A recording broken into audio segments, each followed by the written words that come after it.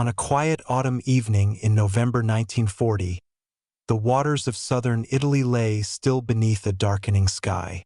Taranto Harbor, one of the most heavily defended naval bases in the Mediterranean, rested in apparent calm. Massive Italian battleships lay anchored in neat rows across the harbor's sheltered waters. Around them stood layers of defenses, anti-aircraft batteries, barrage balloons, and torpedo nets, measures designed to protect the pride of the Italian fleet. For months, these ships had been a powerful presence in the Mediterranean. Their guns and armor represented Italy's naval strength, and their position at Taranto allowed them to threaten British shipping routes across the sea. But far away, aboard the British aircraft carrier HMS Illustrious, a daring plan was about to unfold. The British Royal Navy had decided to attempt something that many believed impossible: a nighttime air attack against a heavily defended harbor using a small group of slow, fabric-covered biplanes. These aircraft, the Fairey Swordfish, looked almost outdated even by the standards of 1940. They were slow, lightly armored, and vulnerable to enemy fire. Yet on the night of November 11th, 21 of these fragile aircraft would fly toward Taranto Harbor under the cover of darkness. Their mission was simple in theory but extraordinarily dangerous in practice. They were to strike directly at the Italian fleet. What followed over the next few hours would become one of the most remarkable naval air attacks of the Second World War. And before we begin, take a moment to like this video, subscribe to Britain War Diaries, and let me know in the comments where in the world you're watching from. Every story, every memory, and every place matters, and together we keep history alive. Now let's begin. Chapter 1, Segment 1. Taranto Harbor before the attack. Long before the engines of British aircraft approached the harbor on that November night in 1940, Taranto had already become one of the most important naval strongholds in the Mediterranean. Situated along the southern coast of Italy, the harbor occupied a naturally protected stretch of water that had been valued by sailors and naval planners for centuries. Its geography made it uniquely suited for sheltering large fleets. Two separate bodies of water formed the harbor complex. The outer harbor opened toward the Ionian Sea, while the inner harbor, known as the Mar Grande, offered a wide, protected basin where warships could anchor with relative safety. The surrounding coastline curved around the water like a natural barrier, creating calm conditions even when the open sea beyond was rough. For Italy's navy, the Regia Marina, Taranto was more than just a base. It was the central hub of naval power in the Mediterranean. The harbor contained repair facilities, fuel depots, ammunition stores, and dry docks capable of servicing the largest ships in the fleet. Battleships, cruisers, destroyers, and support vessels could all be maintained there. This made Taranto not only a place where ships could rest, but also where they could be repaired, resupplied, and prepared for future operations. By the late 1930s, as tensions in Europe continued to rise, the importance of Taranto grew even further. Italy's strategic position in the Mediterranean meant that its navy would play a key role in controlling sea routes that connected Europe, North Africa, and the Middle East. Whoever controlled the central Mediterranean could influence shipping lanes carrying fuel, food, and military supplies. Italian naval leaders understood that maintaining a powerful fleet at Taranto could give them a decisive advantage in the region. When Italy entered the Second World War in June 1940, Taranto quickly became the primary base for the country's most powerful warships. Among them were several modern battleships, massive vessels built to dominate naval combat. These ships carried heavy armor and enormous naval guns capable of firing shells over great distances. They represented the pride of the Italian fleet and the core of its striking power. Their presence in Taranto meant that British naval forces operating in the Mediterranean had to constantly consider the possibility of facing them at sea. The harbor itself appeared well suited to protect such valuable ships. Because the waters were sheltered and relatively shallow, Planners believed that the location would reduce the risk of certain types of naval attacks, particularly torpedo strikes launched from aircraft. Traditional torpedoes required deeper water to operate effectively. If dropped into shallow water, they could strike the seabed before reaching their targets. This assumption contributed to a sense of security among many Italian naval planners. Taranto's defenses were also reinforced with additional protective measures. Anti-aircraft batteries were placed around the harbor to defend against potential air raids. These guns were positioned along the shoreline and on nearby installations so that they could fire at aircraft approaching the harbor. Barrage balloons, large tethered balloons designed to interfere with enemy aircraft, were also deployed in certain areas to make low-level attacks more difficult. The idea was to create layers of defense that would discourage or disrupt any attempt to strike the fleet from the air. In addition to these measures, torpedo nets were placed around some of the anchored ships. These heavy nets were designed to hang beneath the water's surface, forming a barrier intended to stop or slow incoming torpedoes. If a torpedo struck the net instead of the hull of a ship, the explosion would occur at a safer distance. Such defensive systems had been used by navies in earlier conflicts, and they were considered an important precaution when valuable ships were anchored in harbor. Yet despite these precautions, the overall atmosphere in Taranto during the autumn of 1940 was not one of constant alarm. The Italian fleet had grown accustomed to operating from the harbor, and daily routines continued as sailors maintained their ships and prepared for future missions. The harbor itself appeared calm and orderly. Battleships rested quietly at anchor, their towering superstructures rising above the water. Smaller vessels moved slowly between them, carrying supplies or messages. Along the shoreline, naval facilities buzzed with activity as crews worked on repairs and logistical tasks. From a distance, Taranto Harbor presented the image of a powerful fleet resting securely behind layers of defense. The ships anchored there represented a formidable concentration of naval strength. Yet beyond the harbor's calm surface, events elsewhere in the Mediterranean were already shaping the future of this fleet in ways that few inside Taranto could fully anticipate. Throughout the summer and early autumn of 1940, the Mediterranean had become an increasingly contested theater of war. British and Italian naval forces operated across the region, each side attempting to secure vital shipping routes and maintain access to strategic territories. The British Empire relied heavily on maritime supply lines that passed through the Mediterranean to reach bases in North Africa and the Middle East. These routes were essential for transporting fuel, equipment, and reinforcements.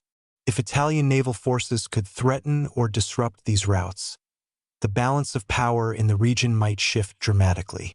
The presence of powerful Italian battleships at Taranto therefore posed a serious concern for British planners. These ships had the potential to challenge British convoys and naval patrols moving across the central Mediterranean. Even when they remained in port, their mere existence influenced British strategy. British commanders had to consider the possibility that the Italian fleet might suddenly leave Taranto and engage their forces at sea. As a result, the harbor and the ships anchored within it became the subject of careful observation. British reconnaissance aircraft occasionally attempted to monitor activity in the harbor, gathering information about the location and condition of the Italian ships. These reconnaissance missions were important because they provided clues about how the fleet was organized and how heavily defended the harbor might be. The photographs and reports produced by these flights gradually built a picture of Taranto's layout. Analysts could see where the battleships were anchored, where anti-aircraft guns were positioned, and how defensive balloons and nets were arranged. From these observations, British planners began to think about the possibility of striking the fleet directly while it was still in harbor. Such an idea was bold and highly unconventional. Attacking a heavily defended naval base from the air was a complex operation that carried many risks. Aircraft approaching the harbor would face anti-aircraft fire and other defenses designed to stop them. Moreover, the shallow waters of Taranto were widely believed to make torpedo attacks extremely difficult. Most naval experts assumed that torpedoes dropped by aircraft would simply plunge into the seabed before reaching their targets. Yet among British naval aviators there were those who believed the challenge might not be impossible. Over time, engineers and planners began experimenting with ways to modify torpedoes so that they could function in shallower water. Adjustments to the torpedo's fins and release mechanisms were tested, allowing the weapon to enter the water at a shallower angle and travel toward its target without diving too deeply. These technical changes suggested that an aerial torpedo attack on Taranto might actually be feasible. Meanwhile, life in the harbor continued much as it had before. Italian sailors carried out their duties aboard the great battleships anchored in the Mar Grande. Maintenance crews worked on engines and equipment, ensuring that the ships would be ready if they were called to sea. Officers reviewed reports and planned future operations, while smaller boats moved between ships and the shore carrying personnel and supplies. The rhythm of naval life followed familiar patterns that had existed long before the war. The ships themselves were impressive machines of steel and engineering. Each battleship represented years of design, construction, and training. Their massive guns dominated the decks, and their armored hulls were built to withstand the powerful shells fired by enemy warships. To the sailors who served aboard them, these ships were both workplaces and homes. Many of the men stationed at Taranto believed that their fleet stood ready to defend Italy's interests in the Mediterranean. Yet, the security provided by the harbor also created a certain sense of stability. Anchored within the protective waters of the Mar Grande, the ships seemed safe from sudden attack. The surrounding defenses, guns, balloons, nets, reinforced the belief that Taranto was a well-protected base. Few could imagine that a small group of slow aircraft might one night penetrate those defenses and strike directly at the fleet. As autumn deepened and the days grew shorter, the harbor settled into its usual patterns. The Mediterranean breeze moved gently across the water, and the silhouettes of battleships stood quietly against the evening sky. From the shore, the fleet appeared calm and secure within its sheltered anchorage. But far out at sea, plans were being made that would soon bring that calm to an abrupt and historic end. Chapter 1, Segment 2. The Mediterranean War and the Rising Naval Threat. By the autumn of 1940, the Mediterranean Sea had become one of the most strategically important regions of the Second World War. Although the war had begun in Europe the previous year, the conflict was steadily expanding outward, drawing in countries whose territories and shipping routes stretched across vast areas of land and sea. The Mediterranean lay directly between Europe, North Africa, and the Middle East. Whoever controlled its waters could influence the movement of troops, supplies, and fuel across 3 continents. For Britain, this sea was a lifeline connecting the British Isles with colonial territories and military positions across the eastern Mediterranean and beyond. For Italy, which had entered the war on the side of Germany in June 1940, the Mediterranean represented a stage on which it hoped to assert itself as a dominant regional power. Italian leader Benito Mussolini believed that the Italian Navy, the Regia Marina, could play a decisive role in controlling these waters. Italy's geographic position along the central Mediterranean coastline placed its naval bases in ideal locations for projecting influence in multiple directions. Ships leaving ports such as Taranto could sail west toward Sicily and the Strait of Gibraltar, east toward Greece and the eastern Mediterranean, or south toward the coasts of North Africa. This central position gave Italy the opportunity to threaten British shipping routes that ran through the region. British convoys carrying fuel, ammunition, and supplies to bases such as Malta and Alexandria had to pass through waters where Italian naval forces might intercept them. Because of this, the strength and readiness of the Italian fleet quickly became a major concern for British naval planners. Among the most formidable elements of the Regia Marina were its battleships. These enormous warships had long been considered the ultimate instruments of naval power. Equipped with massive guns and thick armor, battleships were designed to engage enemy fleets in direct combat. Their heavy artillery could fire shells weighing hundreds of kilograms across distances of many kilometers. In a traditional naval battle, battleships would attempt to destroy opposing vessels through carefully aimed salvos, using their armor and firepower to dominate the engagement. At Taranto, several of these powerful ships were anchored within the harbor's sheltered waters. Their presence represented a concentrated force capable of influencing the balance of naval power in the Mediterranean. If these battleships sailed out to confront British forces, they could potentially challenge British control of key sea routes. Even when they remained in harbor, their existence forced British commanders to plan cautiously. British convoys could not move freely without considering the possibility that Italian battleships might appear unexpectedly. The situation created a strategic tension that shaped naval operations across the Mediterranean during the early months of Italy's involvement in the war. British naval forces in the region were led by the Mediterranean Fleet, based primarily in Alexandria, Egypt. This fleet included its own battleships, cruisers, destroyers, and aircraft carriers. Maintaining the flow of supplies across the Mediterranean required constant vigilance. Convoys had to be escorted by warships capable of defending them against both surface attacks and airstrikes. At the same time, British commanders sought opportunities to weaken Italian naval strength whenever possible. The presence of the Italian fleet at Taranto therefore became a central factor in British planning.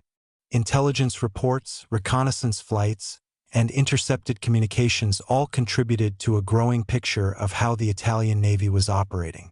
Analysts studied photographs of the harbor, noting the positions of the battleships and the arrangement of defenses surrounding them. Each new piece of information helped British planners evaluate possible ways to reduce the threat posed by the fleet. Yet the idea of attacking Taranto directly was not immediately obvious. Naval bases had traditionally been considered difficult targets for air power. Heavy defenses and the protection of harbor facilities often made such attacks extremely dangerous. Moreover, many naval officers still believed that battleships anchored within a defended harbor were relatively secure from aerial torpedo strikes, particularly in shallow water. Because of these assumptions, the Italian fleet resting at Taranto appeared to enjoy a significant degree of safety within its anchorage. Part 2. While Italian and British naval forces maneuvered cautiously across the Mediterranean, developments in naval aviation were quietly beginning to reshape the nature of maritime warfare. During the early decades of the 20th century, aircraft had gradually become more capable of operating alongside naval forces.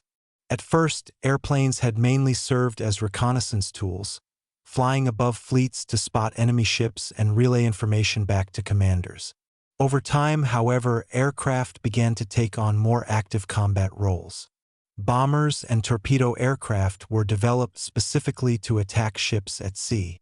Aircraft carriers, ships designed to launch and recover airplanes from floating runways, emerged as new and powerful tools of naval warfare. The British Royal Navy had been experimenting with carrier aviation for many years before the outbreak of the Second World War. Aircraft carriers such as HMS Illustrious allowed fleets to project air power far beyond the range of land-based aircraft. From the deck of a carrier, planes could be launched hundreds of kilometers from the nearest coastline. This capability opened up new possibilities for striking enemy ships even when they were far from friendly bases. Among the aircraft used by the Royal Navy was a distinctive torpedo bomber known as the Fairey Swordfish. Compared with many other military aircraft of the period, the Swordfish looked almost old-fashioned. It was a biplane, meaning it had two sets of wings stacked above one another. Its structure included fabric-covered surfaces stretched over a metal frame, a design that seemed outdated in an era when faster monoplane aircraft were becoming more common. Despite its appearance, the Swordfish possessed several qualities that made it effective in naval operations. It was reliable, capable of flying at relatively low speeds, and able to carry heavy payloads such as torpedoes or bombs. Its slow speed, which might have seemed like a disadvantage, actually made it easier for pilots to perform precise attacks against ships. By approaching a target at low altitude and moderate speed, Swordfish crews could release their torpedoes with careful timing and accuracy.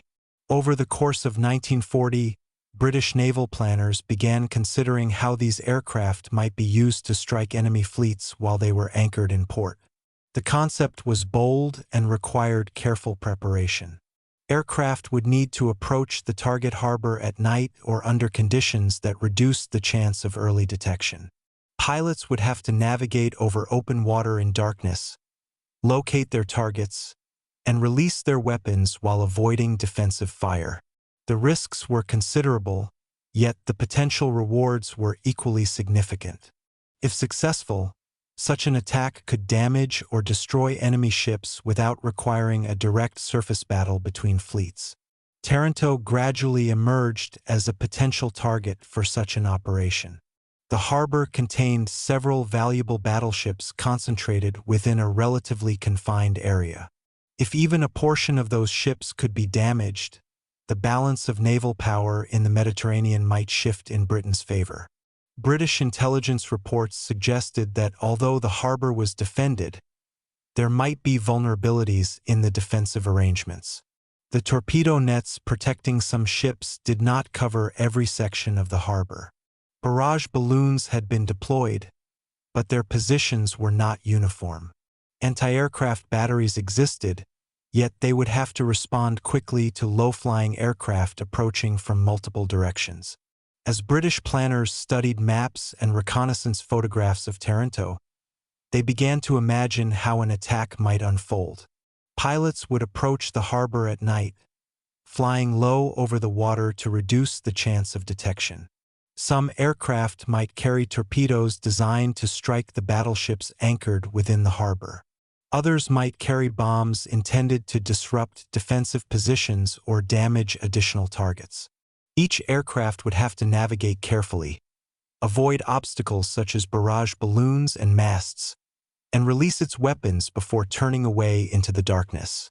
While these plans slowly took shape far from the Italian coast, life within Taranto harbor continued much as before.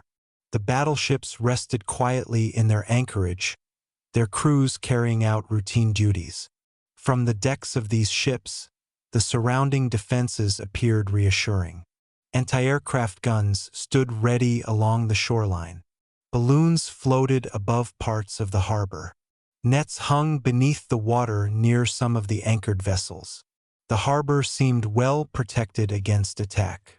Yet beyond the horizon, aboard British aircraft carriers moving across the Mediterranean, preparations were quietly advancing toward a daring operation that would soon test the defenses of Taranto in a way few had anticipated. Chapter 1, Segment 3. Planning a bold naval airstrike.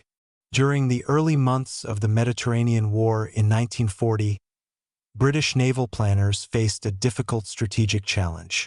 The Italian fleet anchored at Taranto represented a powerful concentration of warships that could influence events across the entire region. As long as those battleships remained operational, they forced the British Mediterranean fleet to operate cautiously. Convoys carrying vital supplies had to be escorted by large numbers of warships, and British commanders constantly had to prepare for the possibility that the Italian fleet might leave port and challenge them in open waters. Directly confronting the Italian fleet in a traditional surface battle carried considerable risks. Battleships on both sides possessed heavy armor and powerful guns, and such engagements could result in significant losses. For British planners, therefore, the possibility of weakening the Italian fleet before it sailed into battle was an attractive idea. If several Italian battleships could be damaged while still in harbor, the balance of power in the Mediterranean might shift dramatically in Britain's favor. The question was how such a strike might be carried out. Attacking a major naval base like Taranto required careful planning. The harbor contained several layers of defense designed to protect the ships anchored there. Anti-aircraft guns positioned along the shoreline could fire at incoming aircraft. Barrage balloons floated above parts of the harbor to obstruct low-flying attackers. Torpedo nets hung beneath the water near certain ships to intercept torpedoes before they could strike their targets. These measures made Taranto appear to be a difficult objective for any aerial assault. Yet British naval aviation had been evolving rapidly in the years leading up to the war. Aircraft carriers had become increasingly important components of naval fleets, allowing airplanes to operate far from land bases. From the decks of carriers, aircraft could launch reconnaissance missions, protect fleets from enemy aircraft, and carry out strikes against ships or coastal targets. Within the Royal Navy, some officers had begun to explore the possibility of using carrier-based aircraft in more daring roles. One of the key figures in these discussions was Admiral Andrew Cunningham, the commander of the British Mediterranean Fleet. Cunningham understood the importance of reducing the threat posed by the Italian fleet at Taranto. He and his staff considered various options for achieving this goal, including submarine attacks, surface raids, and aerial strikes. Among these possibilities, a carrier-based air attack gradually emerged as a promising approach. Aircraft could potentially reach the harbor under cover of darkness, launch their weapons against the anchored ships, and withdraw before the defenders could fully respond. Such an operation required careful preparation and specialized equipment. Torpedoes, for example, had to be adapted for use in the relatively shallow waters of Taranto Harbor. Normally, aerial torpedoes dropped into the sea would dive several meters beneath the surface before leveling out and traveling toward their targets. In shallow water, however, this dive could cause the torpedo to strike the seabed before it had a chance to reach its target. To solve this problem, British engineers and weapons specialists began experimenting with modifications to the torpedoes that would be carried by aircraft. By adjusting the fins and release mechanisms, they sought to ensure that the torpedoes entered the water at a shallower angle and remained closer to the surface during their initial descent. These technical adjustments were crucial for making an attack on Taranto feasible. At the same time, pilots and crews began training for the complex task of launching torpedo attacks from aircraft at night. Flying low over water in darkness required skill and precision. Navigators had to guide their aircraft across long distances without the benefit of daylight landmarks. Pilots had to approach their targets at just the right altitude and speed in order to release their torpedoes accurately. Each member of the crew had to perform his role under conditions where mistakes could easily prove fatal. Despite these challenges, confidence gradually grew that such an operation might succeed. As planning progressed, attention turned to the specific aircraft that would carry out the attack. The Royal Navy's Fleet Air Arm operated several types of carrier-based planes, but the aircraft chosen for the Taranto mission was the Fairey Swordfish. Although its design appeared outdated compared with newer aircraft, the Swordfish had several qualities that made it well-suited for this particular task. Its sturdy construction and reliable engine allowed it to operate effectively from aircraft carriers. Its relatively slow flying speed, which might have been considered a disadvantage in other situations, actually made it easier for pilots to perform precise torpedo drops against ships. The Swordfish could also carry a significant payload for its size, including torpedoes or bombs. The aircraft was typically flown by a crew of 3: a pilot, an observer, and a telegraphist who also served as a rear gunner. The pilot controlled the aircraft during the approach to the target, maintaining the correct altitude and speed. The observer assisted with navigation and target identification, helping guide the aircraft toward the correct ships within the harbor. The rear gunner operated a defensive machine gun mounted at the back of the aircraft, providing protection against enemy fighters or other threats. Although the Swordfish was not heavily armed, Its ability to fly slowly and steadily at low altitude made it particularly effective for torpedo attacks. Pilots could line up carefully with their targets and release their torpedoes with greater accuracy than faster aircraft might allow. Training for the Taranto operation focused heavily on nighttime flying. Pilots practiced navigating over open water in darkness, using instruments and occasional visual references, such as coastlines or ships, to maintain their bearings. They also rehearsed the sequence of actions required to launch torpedoes against ships anchored in a harbor environment. This included approaching the target at low altitude, avoiding obstacles such as masts or defensive balloons, and releasing the torpedo at the correct moment. Meanwhile, British reconnaissance efforts continued to gather information about Taranto Harbor. Photographs taken from the air provided valuable details about the layout of the harbor and the positions of the Italian battleships. Analysts studied these images carefully, identifying which ships were anchored in the Mar Grande and where defensive installations were located. By comparing photographs taken on different days, they could determine whether the ships were moving between anchorages or remaining in fixed positions. This intelligence was essential for planning the attack. Pilots needed to know where their targets were likely to be located so that they could approach the harbor and identify the correct ships quickly once they arrived. The timing of the attack was also carefully considered. Nighttime offered the best chance of approaching the harbor without early detection, but it also made navigation more difficult. The phase of the moon, weather conditions, and visibility all had to be taken into account. Planners selected a date when the moon would provide enough light to help pilots locate the harbor while still allowing them to approach with a degree of concealment. By early November 1940, the plan had begun to take its final form. A group of Swordfish aircraft would launch from the aircraft carrier HMS Illustrious, which would position itself at a safe distance from the Italian coast. The aircraft would fly toward Taranto in two waves, approaching the harbor under cover of darkness.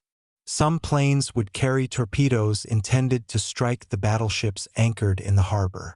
Others would carry bombs and flares designed to illuminate targets and disrupt defensive positions. Each crew understood that the mission would be dangerous. The harbor's defenses could respond quickly once the attack began, and the slow-moving biplanes would be vulnerable to anti-aircraft fire. Yet the pilots and crews also understood the importance of their mission. If the attack succeeded, it could dramatically alter the naval balance in the Mediterranean. On the evening of November 11, 1940, as darkness began to settle over the sea, preparations aboard HMS Illustrious reached their final stages. Engines were checked, weapons secured, and crews prepared for takeoff.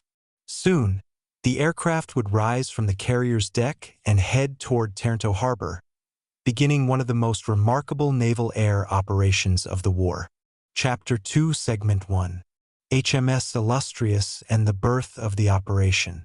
Far from the quiet waters of Taranto Harbor, preparations for one of the most daring naval airstrikes of the Second World War were taking shape aboard a British aircraft carrier moving through the Mediterranean. The ship was HMS Illustrious, one of the Royal Navy's newest and most advanced carriers at the time. Commissioned only a short time before the events that would make it famous, Illustrious represented a new generation of naval design. Unlike earlier carriers, it had been built with heavy armor around its flight deck and internal hangars, a feature intended to protect it from enemy bombs and allow it to survive in dangerous combat environments. This armored design reflected lessons learned from the rapid evolution of air power during the interwar years. Naval planners had come to realize that aircraft carriers would likely become major targets during future conflicts, and they needed protection that earlier carriers had lacked. On board Illustrious, the daily rhythm of naval aviation was already well established by the autumn of 1940. The flight deck served as both a runway and a working platform where aircraft were maintained, fueled, armed, and launched into the air. Beneath the deck lay large hangars where aircraft could be stored and serviced. Crews worked continuously to keep the planes ready for flight, checking engines, adjusting control surfaces, and preparing weapons. The atmosphere aboard the carrier was one of constant activity. Sailors, mechanics, and pilots moved between different parts of the ship, each performing tasks that contributed to the complex operation of naval aviation at sea. Among the aircraft stationed aboard Illustrious were the Fairey Swordfish torpedo bombers that would soon take part in the attack on Taranto. These aircraft were stored in the carrier's hangars when not in use, their wings folded to conserve space. When flight operations began, they were brought up to the flight deck using large elevators that connected the hangars with the deck above. Once on deck, crews unfolded the wings and prepared the aircraft for launch. Each plane carried equipment and weapons carefully selected for its mission. For the Taranto operation, some swordfish would carry torpedoes designed to strike the Italian battleships anchored in the harbor. Others would carry bombs intended to damage installations or disrupt defenses. Planning the attack required close coordination between the carrier's crew and the pilots who would fly the mission. Officers studied maps and reconnaissance photographs of Taranto harbor, identifying key targets and possible flight paths into the harbor. Pilots attended briefings where the details of the operation were explained. They learned which ships they were expected to attack, how they should approach the harbor, and what signals would be used during the mission. Because the attack would take place at night, particular attention was given to navigation. Flying over open water in darkness posed serious challenges. Without visible landmarks, pilots would rely on instruments, compass bearings, and the faint outline of coastlines to guide them toward their destination. The success of the mission depended heavily on the ability of the aircraft to reach Taranto without becoming lost along the way. The crews also trained for the precise maneuvers required to launch torpedoes against ships anchored in harbor. Torpedo attacks demanded careful timing. The aircraft had to approach the target at low altitude and moderate speed, aligning the plane so that the torpedo would enter the water at the correct angle. If released too early or too late, the torpedo might miss its target entirely. Pilots practiced these techniques repeatedly, building the experience needed to perform them under combat conditions. Despite the careful preparation, everyone involved understood that the mission carried significant risks. The aircraft they would be flying were relatively slow compared with many land-based fighters. Once inside the harbor, they would likely face anti-aircraft fire from ships and shore batteries. The crews would need to remain focused and disciplined in order to complete their attacks and return safely to the carrier waiting far out at sea. As HMS Illustrious moved through the Mediterranean in early November 1940, the final stages of planning for the Taranto operation were underway. The carrier did not sail alone. It was accompanied by other ships of the British Mediterranean Fleet, including cruisers and destroyers tasked with protecting the carrier from potential enemy attack. These escorting vessels formed a protective screen around the carrier, scanning the horizon and surrounding waters for any sign of hostile ships or submarines. The safety of the carrier was essential because it served as the launching point for the entire operation. If the carrier were discovered and attacked before the mission began, the plan might have to be abandoned entirely. To reduce the risk of detection, the fleet maintained strict radio silence whenever possible. Communication between ships was kept to a minimum, and signals were often transmitted using visual methods such as flags or flashing lights rather than radio messages that could be intercepted. The ships adjusted their courses carefully, navigating through the Mediterranean while avoiding areas where Italian reconnaissance aircraft or patrol vessels might observe them. Every effort was made to ensure that the Italian Navy would remain unaware of the approaching strike force. Meanwhile, aboard Illustrious, the pilots and crews prepared themselves mentally for the mission ahead. Many of them understood that they were about to attempt something unprecedented in naval warfare. Attacking a heavily defended fleet anchored within its own harbor at night had rarely been attempted before, and certainly not on the scale that British planners now envisioned. Yet there was also a sense of determination among the crews. They knew that the Italian battleships at Taranto represented a serious threat to British operations in the Mediterranean. If those ships could be damaged or disabled, it would greatly reduce the pressure on British convoys and naval patrols in the region. The plan called for the attack to be carried out in 2 waves of aircraft. The first wave would approach the harbor and begin the assault, launching torpedoes and bombs against the anchored ships. The second wave would follow shortly afterward, targeting additional ships or attacking any vessels that had not yet been hit. This staggered approach was intended to increase the chances of success by striking the harbor from multiple directions and overwhelming its defenses. Timing would be critical. The aircraft had to arrive over Taranto at roughly the same time so that the attack could unfold quickly before the defenders had time to fully organize their response. Weather conditions also played an important role in the planning process. The phase of the moon was carefully considered, as moonlight would provide some visibility for the pilots while still allowing them to approach the harbor under cover of darkness. Too little light might make navigation extremely difficult, while too much light could make the aircraft easier to spot from the ground. Planners selected a date when the moon would be partially visible, creating conditions that balanced these concerns. On the evening chosen for the attack, November 11, 1940, the Mediterranean Sea appeared calm beneath the fading daylight. A gentle wind moved across the surface of the water as HMS Illustrious and its escorting ships took up their positions far from the Italian coastline. On the carrier's flight deck, mechanics and sailors made final checks on the Swordfish aircraft. Engines were inspected, fuel tanks filled, and weapons carefully secured beneath the plane's wings and fuselages. Pilots climbed into their cockpits while ground crews prepared the aircraft for launch. One by one, the Swordfish would soon roll forward along the flight deck, their engines roaring as they gathered speed before lifting into the darkening sky. Ahead of them lay a long flight across open water toward Taranto harbor, where the Italian fleet rested quietly at anchor, unaware that the first wave of British aircraft was already preparing to take flight. Chapter 2, Segment 2. The Pilots and the Swordfish Crews.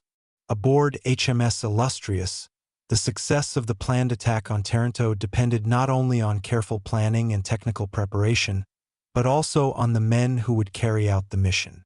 The pilots and aircrew of the Royal Navy's Fleet Air Arm were a unique group within the British Armed Forces.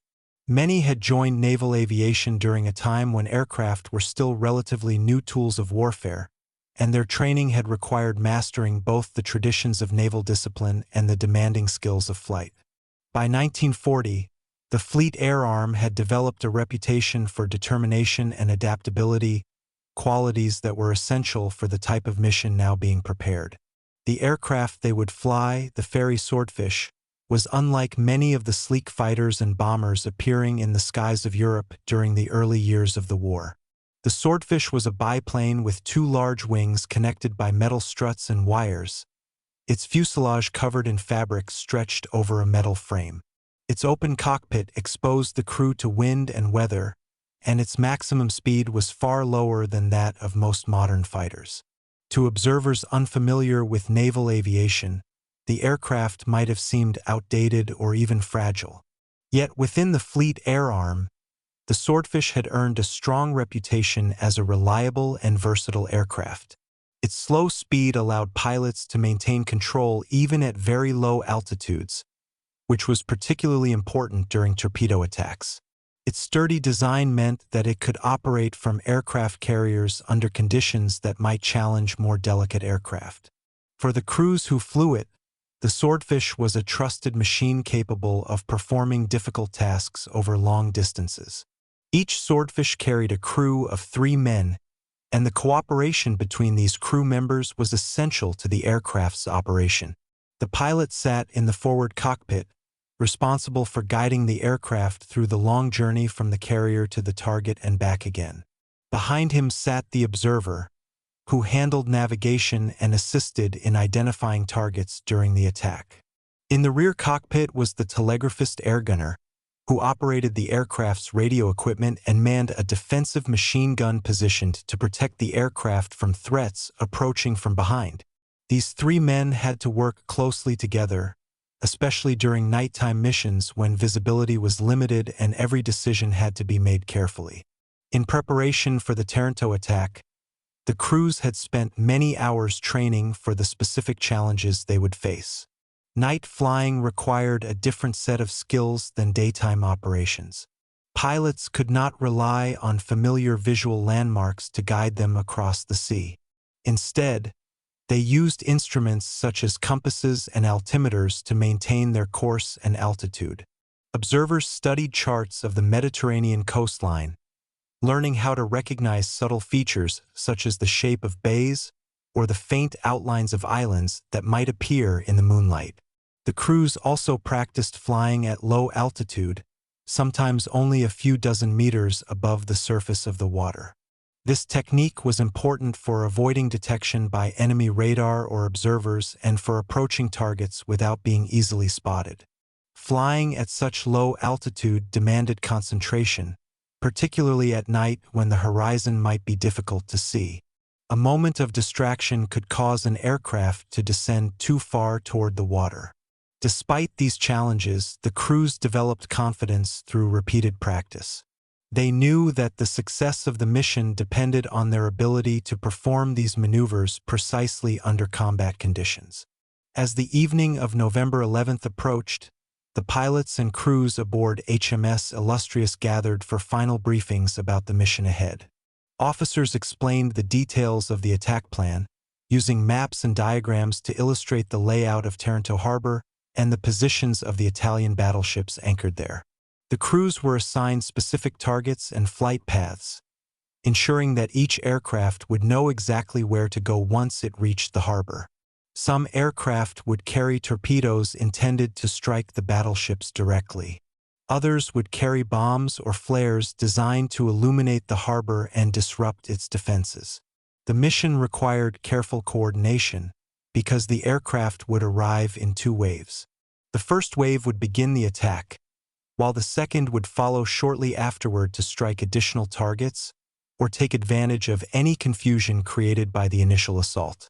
During the briefing, the crews also reviewed the defensive measures they might encounter. Taranto harbor was known to be protected by anti-aircraft guns positioned along the shoreline and on some of the ships themselves. Barrage balloons floated above parts of the harbor to hinder low-flying aircraft. Pilots were instructed to remain alert for these obstacles as they approached their targets.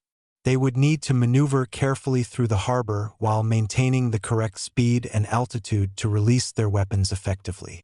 Once their torpedoes or bombs had been dropped, the crews were expected to turn away quickly and head back toward the carrier waiting far out at sea.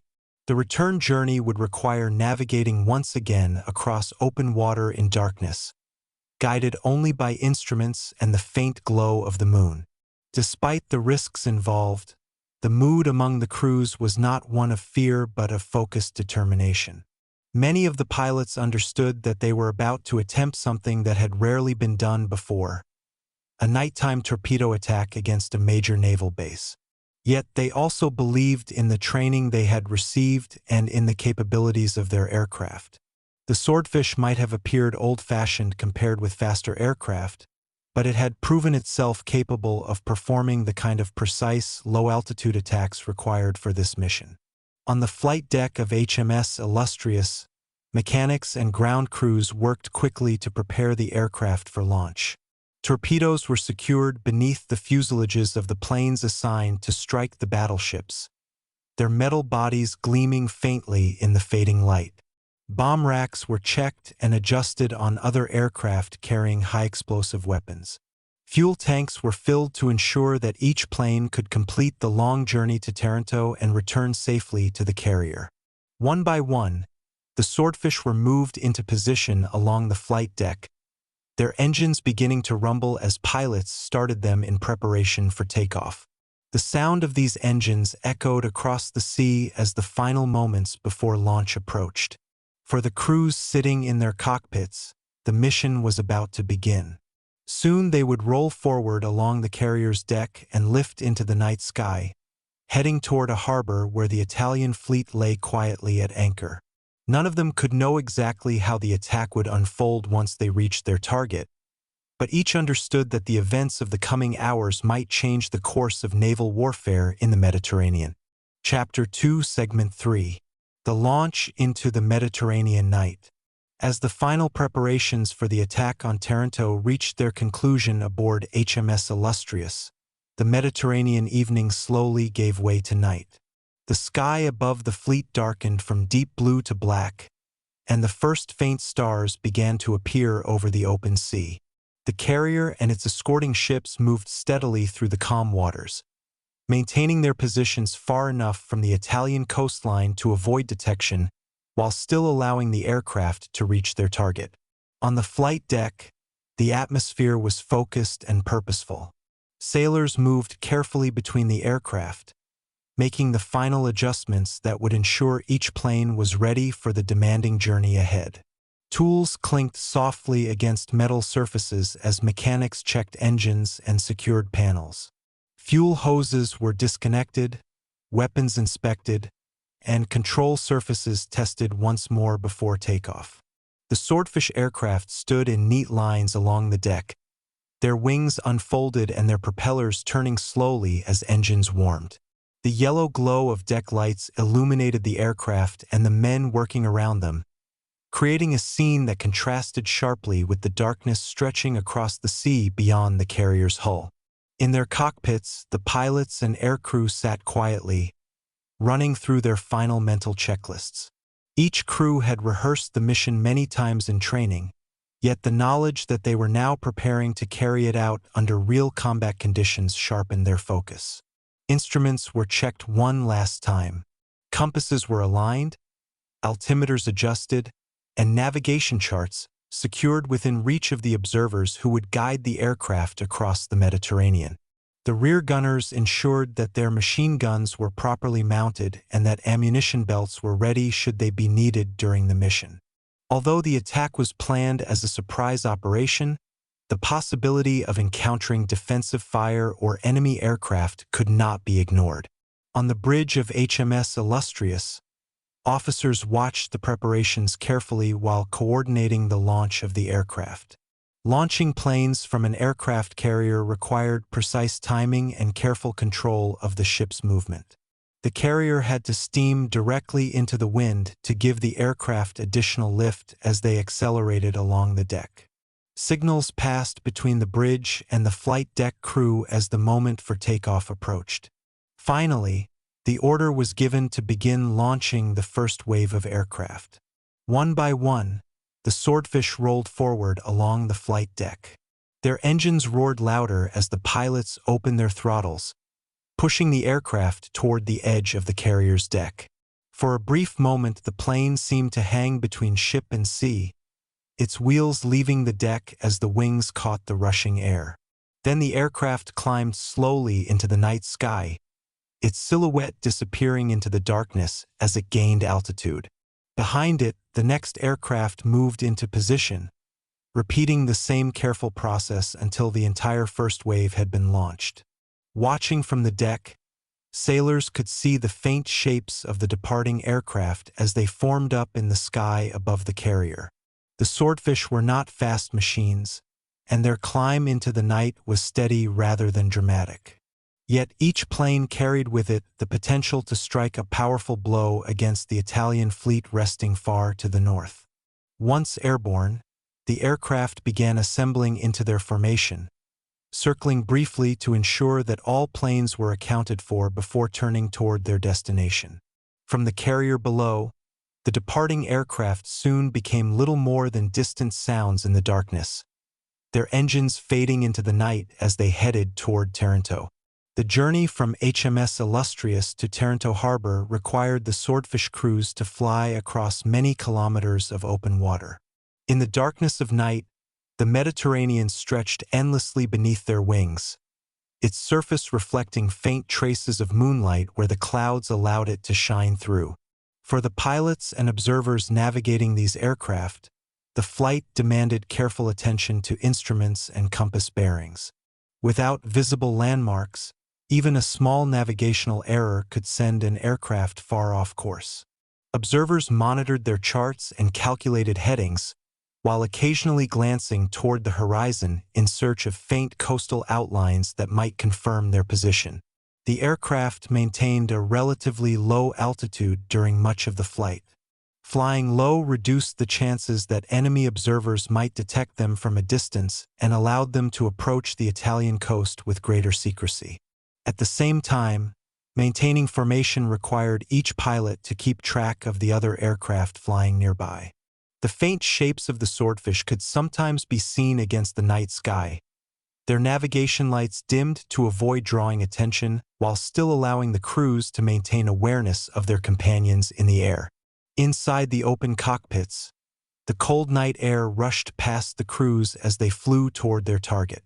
Temperatures dropped significantly at altitude, and the wind created a constant pressure against the faces and clothing of the men seated in the aircraft. Yet the crews remained focused on their tasks.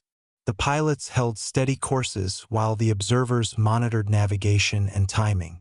Every minute of the flight brought them closer to the Italian coastline and to the harbor where the battleships of the Regia Marina lay anchored.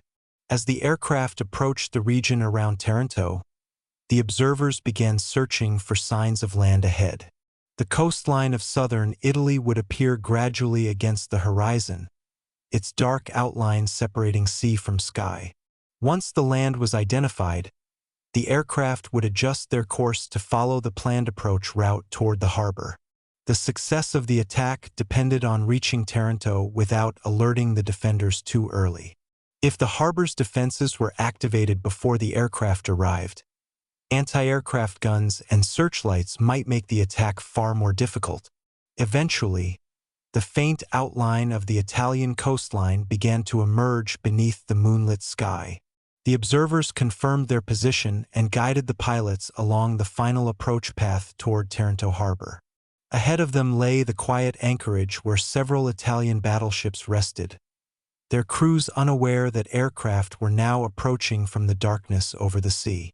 The first wave of Swordfish continued forward, maintaining their course toward the harbor as the moment of attack drew closer with every passing minute. Chapter 3, Segment 1. Approaching Taranto Harbor. As the Swordfish aircraft of the first attack wave continued their steady flight northward across the dark waters of the Mediterranean, the coastline of southern Italy slowly grew clearer ahead of them. The faint outline of land, barely visible beneath the moonlight, stretched across the horizon like a shadow separating sea from sky. For the observers seated in the rear cockpits of the aircraft, this moment marked an important milestone in the mission. After navigating for many kilometers across open water with only instruments and compass bearings as guides, the crews could now confirm that they were nearing their destination.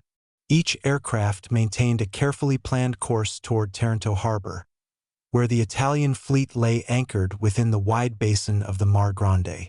The night remained calm and relatively clear, conditions that were both helpful and challenging for the approaching crews. The partial moon above the Mediterranean provided just enough light to reveal faint shapes along the coastline. Yet that same light also meant that the aircraft themselves might become visible to observers on the ground if they flew too high or crossed brightly illuminated areas of the sky. For this reason, the Swordfish maintained a relatively low altitude as they approached the Italian coast. Flying low over the water reduced the chance that their silhouettes would be easily spotted against the night sky. It also allowed them to remain beneath the altitude at which many defensive searchlights and anti-aircraft guns were most effective. Inside the open cockpits of the biplanes, the crews continued to focus on their tasks with intense concentration. The pilot at the front of each aircraft kept his hands steady on the controls, making small adjustments to maintain the correct altitude and heading. Behind him, the observer studied maps and charts illuminated by small cockpit lights. These maps showed the layout of the coastline and the approximate location of Taranto harbor, allowing the observer to guide the aircraft along the planned approach route.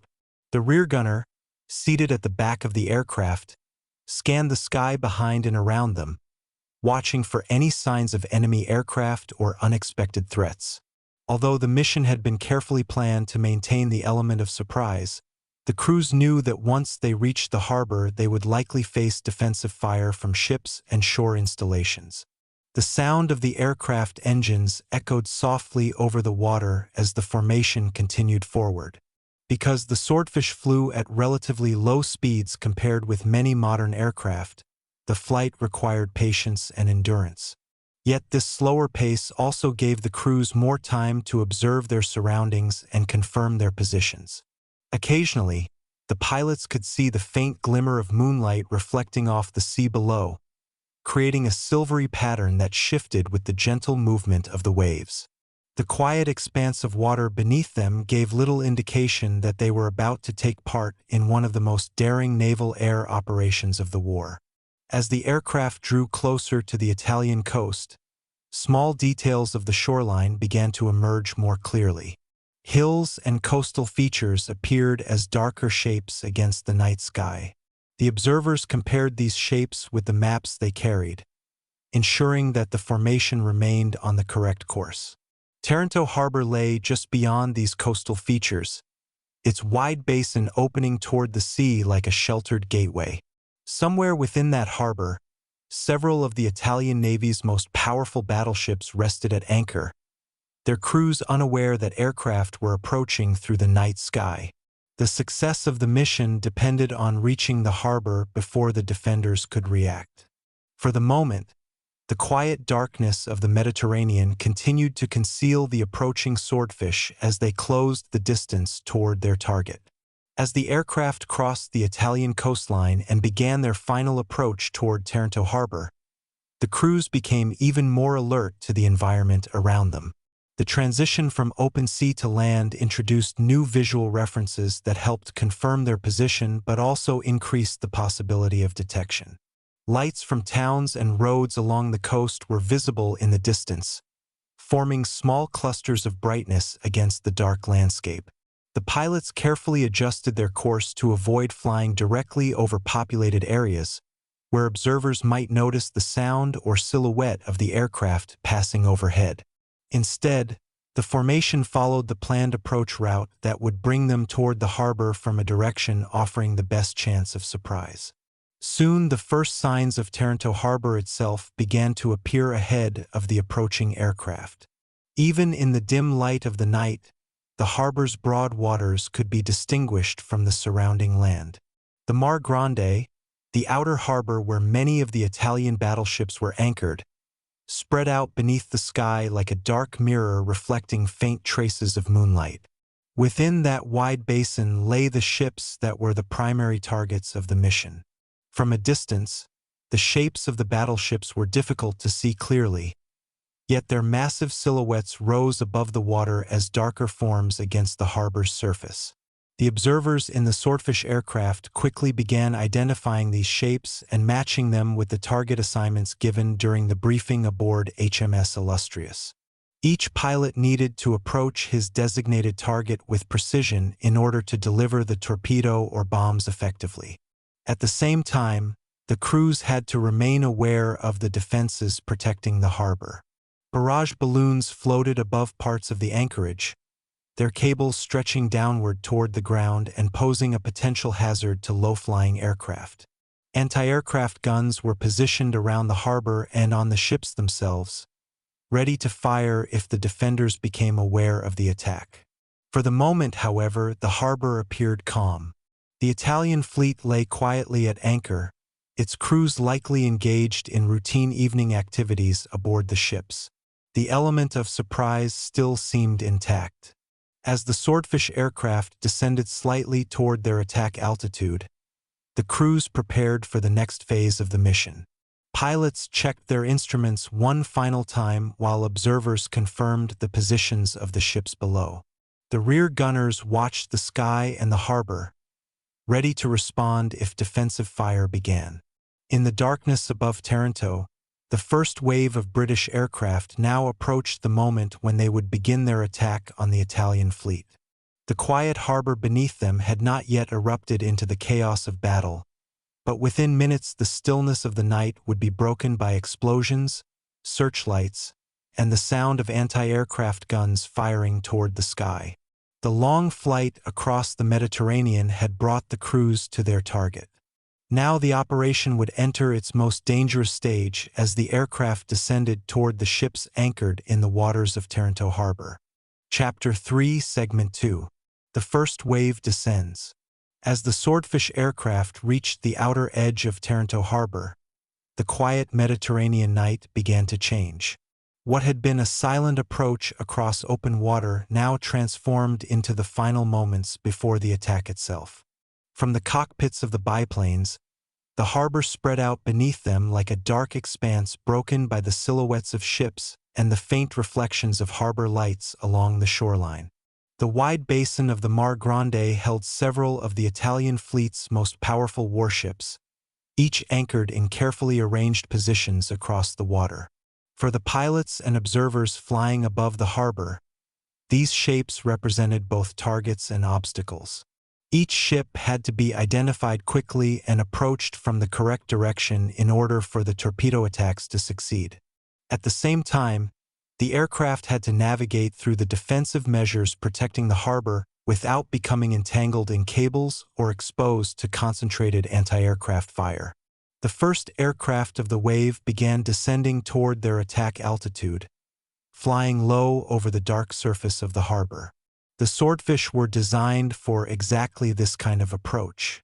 Their relatively slow speed allowed pilots to maintain careful control as they skimmed over the water. Flying low also reduced the time available for defenders to react once the aircraft were spotted. The crews understood that surprise remained their greatest advantage. As long as the harbor's defenses remained unalerted, the planes could close the distance to their targets before heavy defensive fire began. In the cockpit of each aircraft, the pilot focused intensely on maintaining the correct altitude and direction, while the observer scanned the harbor for the assigned target ship. Charts studied during the briefing now came to life in the moonlit darkness below. The observers could recognize the outlines of battleships by their distinctive shapes, the long hulls, the tall superstructures rising above the deck, and the arrangement of gun turrets that made each vessel recognizable even at night. The observers called out adjustments to the pilots, guiding them toward the correct position for the attack. Meanwhile, the rear gunners watched the sky behind them, ready to defend the aircraft if enemy fighters appeared, or if defensive fire from ships and shore batteries intensified. Within the harbor, the Italian battleships lay quietly at anchor, their massive hulls reflecting faint traces of moonlight on the water. Some ships had lights visible on deck, suggesting that routine evening activities were still underway aboard them. From the air, the scene appeared almost peaceful, a fleet resting in the calm waters of a well-defended harbor. Yet within seconds that calm would begin to disappear. The first aircraft in the attacking formation now aligned itself with its chosen target, approaching at low altitude with the torpedo suspended beneath its fuselage. The pilot held the plane steady as the observer confirmed the ship's identity. Timing was critical. The torpedo had to be released at the right distance from the target and at the correct speed and altitude. If the release was mistimed, the weapon might miss entirely or fail to travel properly through the water. For several tense seconds, the aircraft continued its approach toward the anchored battleship.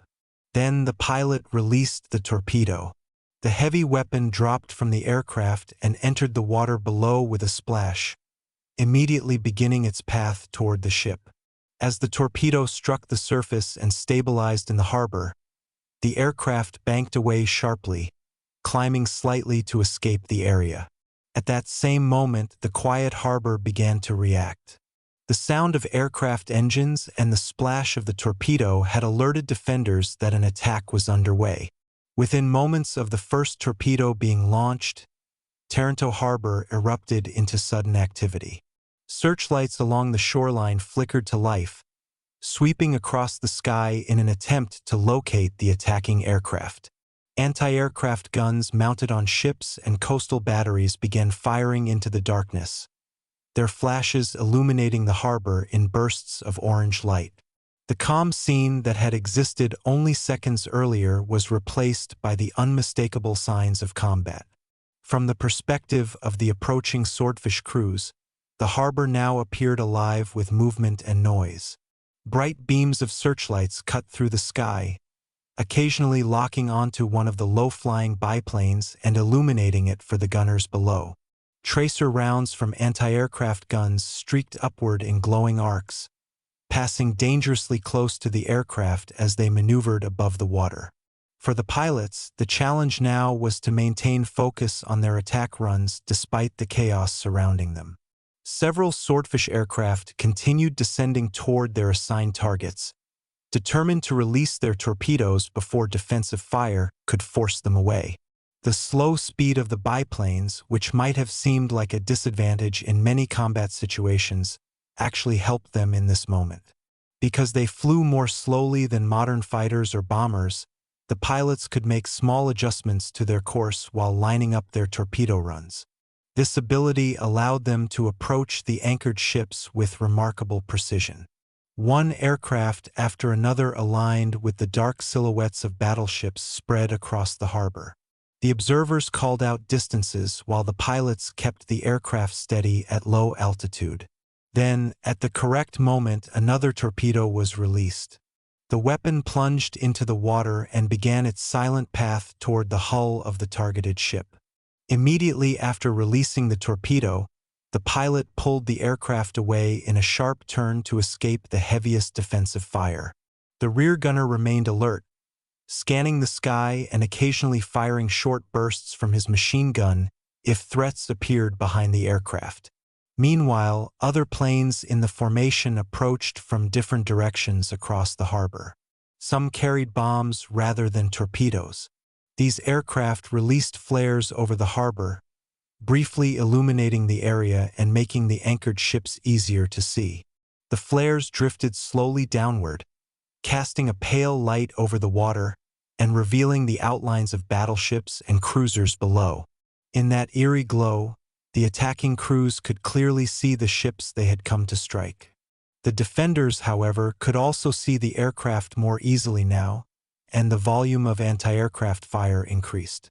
Explosions echoed across the harbor as bombs struck the water or nearby installations. Yet, despite the growing intensity of the defenses, the Swordfish crews pressed forward with their mission. One by one, the aircraft completed their attack runs, launching torpedoes and bombs before turning away toward the open sea. The harbor of Taranto, which had been calm only minutes earlier, had now become the center of a dramatic night battle in which a small number of slow biplanes challenged one of the most powerful fleets in the Mediterranean. Chapter 3, Segment 3. Torpedoes in the Harbor. As the first wave of Swordfish aircraft continued their attack runs across Taranto Harbor, the quiet anchorage had fully transformed into a scene of confusion and urgency. Only minutes earlier, the ships of the Italian fleet had rested peacefully at anchor within the calm waters of the Mar Grande. Now, the sudden arrival of aircraft overhead and the unmistakable splash of torpedoes entering the water had forced the defenders to react quickly. Sirens began to sound across parts of the harbor, warning sailors aboard the ships that an air attack was underway. Searchlights mounted along the shoreline and on naval installations swung across the sky in wide arcs, their beams probing the darkness for the approaching aircraft. Anti-aircraft guns mounted on the battleships and nearby facilities fired continuously, sending streams of tracer rounds upward in an attempt to disrupt the attackers before they could release their weapons. From the perspective of the Swordfish crews, the harbor now appeared illuminated in flashes of light and shadow. Every burst from an anti-aircraft gun briefly lit the water below, revealing the shapes of ships and the white streaks of torpedoes moving through the harbor. The pilots continued their attack runs despite the increasing intensity of defensive fire. Flying at low altitude required both precision and courage, because the aircraft were now clearly visible to the gunners on the ships and along the coast. Yet the crews had trained for exactly this moment. Each pilot focused on maintaining a steady approach while the observer confirmed the identity and position of the target ship below. The torpedo suspended beneath the aircraft represented the most powerful weapon available to the Swordfish. Once released into the water, it would travel silently beneath the surface toward the hull of the ship. A successful strike could cause serious damage, particularly if the torpedo exploded against a vulnerable section of the vessel's side. For the pilots, the key was to release the torpedo at exactly the right moment. Too far from the target, and the weapon might miss entirely. Too close, and the aircraft risked flying directly into the ship's defensive fire or even colliding with masts and rigging rising from the deck below. As one Swordfish approached its designated target, the silhouette of the Italian battleship grew larger beneath the aircraft. The massive ship rested motionless in the harbor, its dark hull stretching across the water like a floating fortress. The pilot held the aircraft steady while the observer watched the distance carefully. When the moment was right, the pilot activated the release mechanism. The torpedo dropped from the aircraft, striking the harbor's surface with a sudden splash before stabilizing beneath the water. Within seconds it began moving forward toward the side of the battleship. Immediately after releasing the weapon, the pilot banked sharply away from the ship, climbing slightly as the aircraft turned toward the open sea. Behind them, the harbor remained filled with the noise of anti-aircraft fire and the sweeping beams of searchlights. Yet the torpedo they had launched now traveled unseen beneath the water, closing the distance to its target. Moments later, a powerful explosion erupted against the side of one of the ships anchored in the harbor. The detonation sent a column of water rising into the air, illuminated briefly by the flashes of gunfire around it. The attack had begun to achieve its intended effect. Across Taranto harbor, several Swordfish aircraft were now completing their attack runs almost simultaneously. Each crew operated independently but according to the same plan developed during the mission briefing. Some planes approached the battleships from one direction while others came from another, forcing the defenders to divide their attention and making it harder to concentrate defensive fire against a single target. The slow speed of the Swordfish allowed the pilots to maintain remarkable accuracy during their torpedo drops, even as tracer rounds passed close to their aircraft. From the decks of the Italian ships below, sailors watched the sky fill with searchlight beams and the distant shapes of aircraft moving through them. Anti-aircraft guns continued firing, but the suddenness of the attack meant that many of the first torpedoes had already been launched before the defenses could fully respond. In the water below, the torpedoes moved steadily toward their targets. Designed to travel beneath the surface after entering the water, each torpedo carried a powerful explosive charge capable of causing severe damage if it struck a ship's hull. The shallow waters of Taranto harbor had once been considered a natural protection against this kind of attack. Many naval planners believed that torpedoes dropped by aircraft would dive too deeply and strike the seabed before reaching their targets. Yet the modifications made to the British torpedoes allowed them to operate effectively even in these conditions. Instead of diving steeply after entering the water, they leveled out quickly and continued forward toward the ships anchored in the harbor. Several of these torpedoes now closed in on their targets. The explosions that followed were powerful and unmistakable. Columns of water and spray erupted alongside the hulls of the ships as the torpedoes detonated beneath the surface. The shock of these explosions traveled through the harbor, echoing between the ships and the shoreline. On board the affected vessels, sailors scrambled to assess the damage and respond to the sudden crisis. Meanwhile, other Swordfish aircraft approached with bombs rather than torpedoes. These crews released flares above the harbor to illuminate the area for the remaining attackers. The drifting flares cast an eerie white light over the water, revealing the outlines of ships and the expanding patches of disturbance where torpedoes had struck. Bombs followed, dropping toward installations and ships within the harbor as part of the coordinated assault. For the crews of the attacking aircraft, the most dangerous part of the mission was now nearly complete. Once their weapons had been released, they turned their aircraft away from the harbor and began the long journey back toward HMS Illustrious.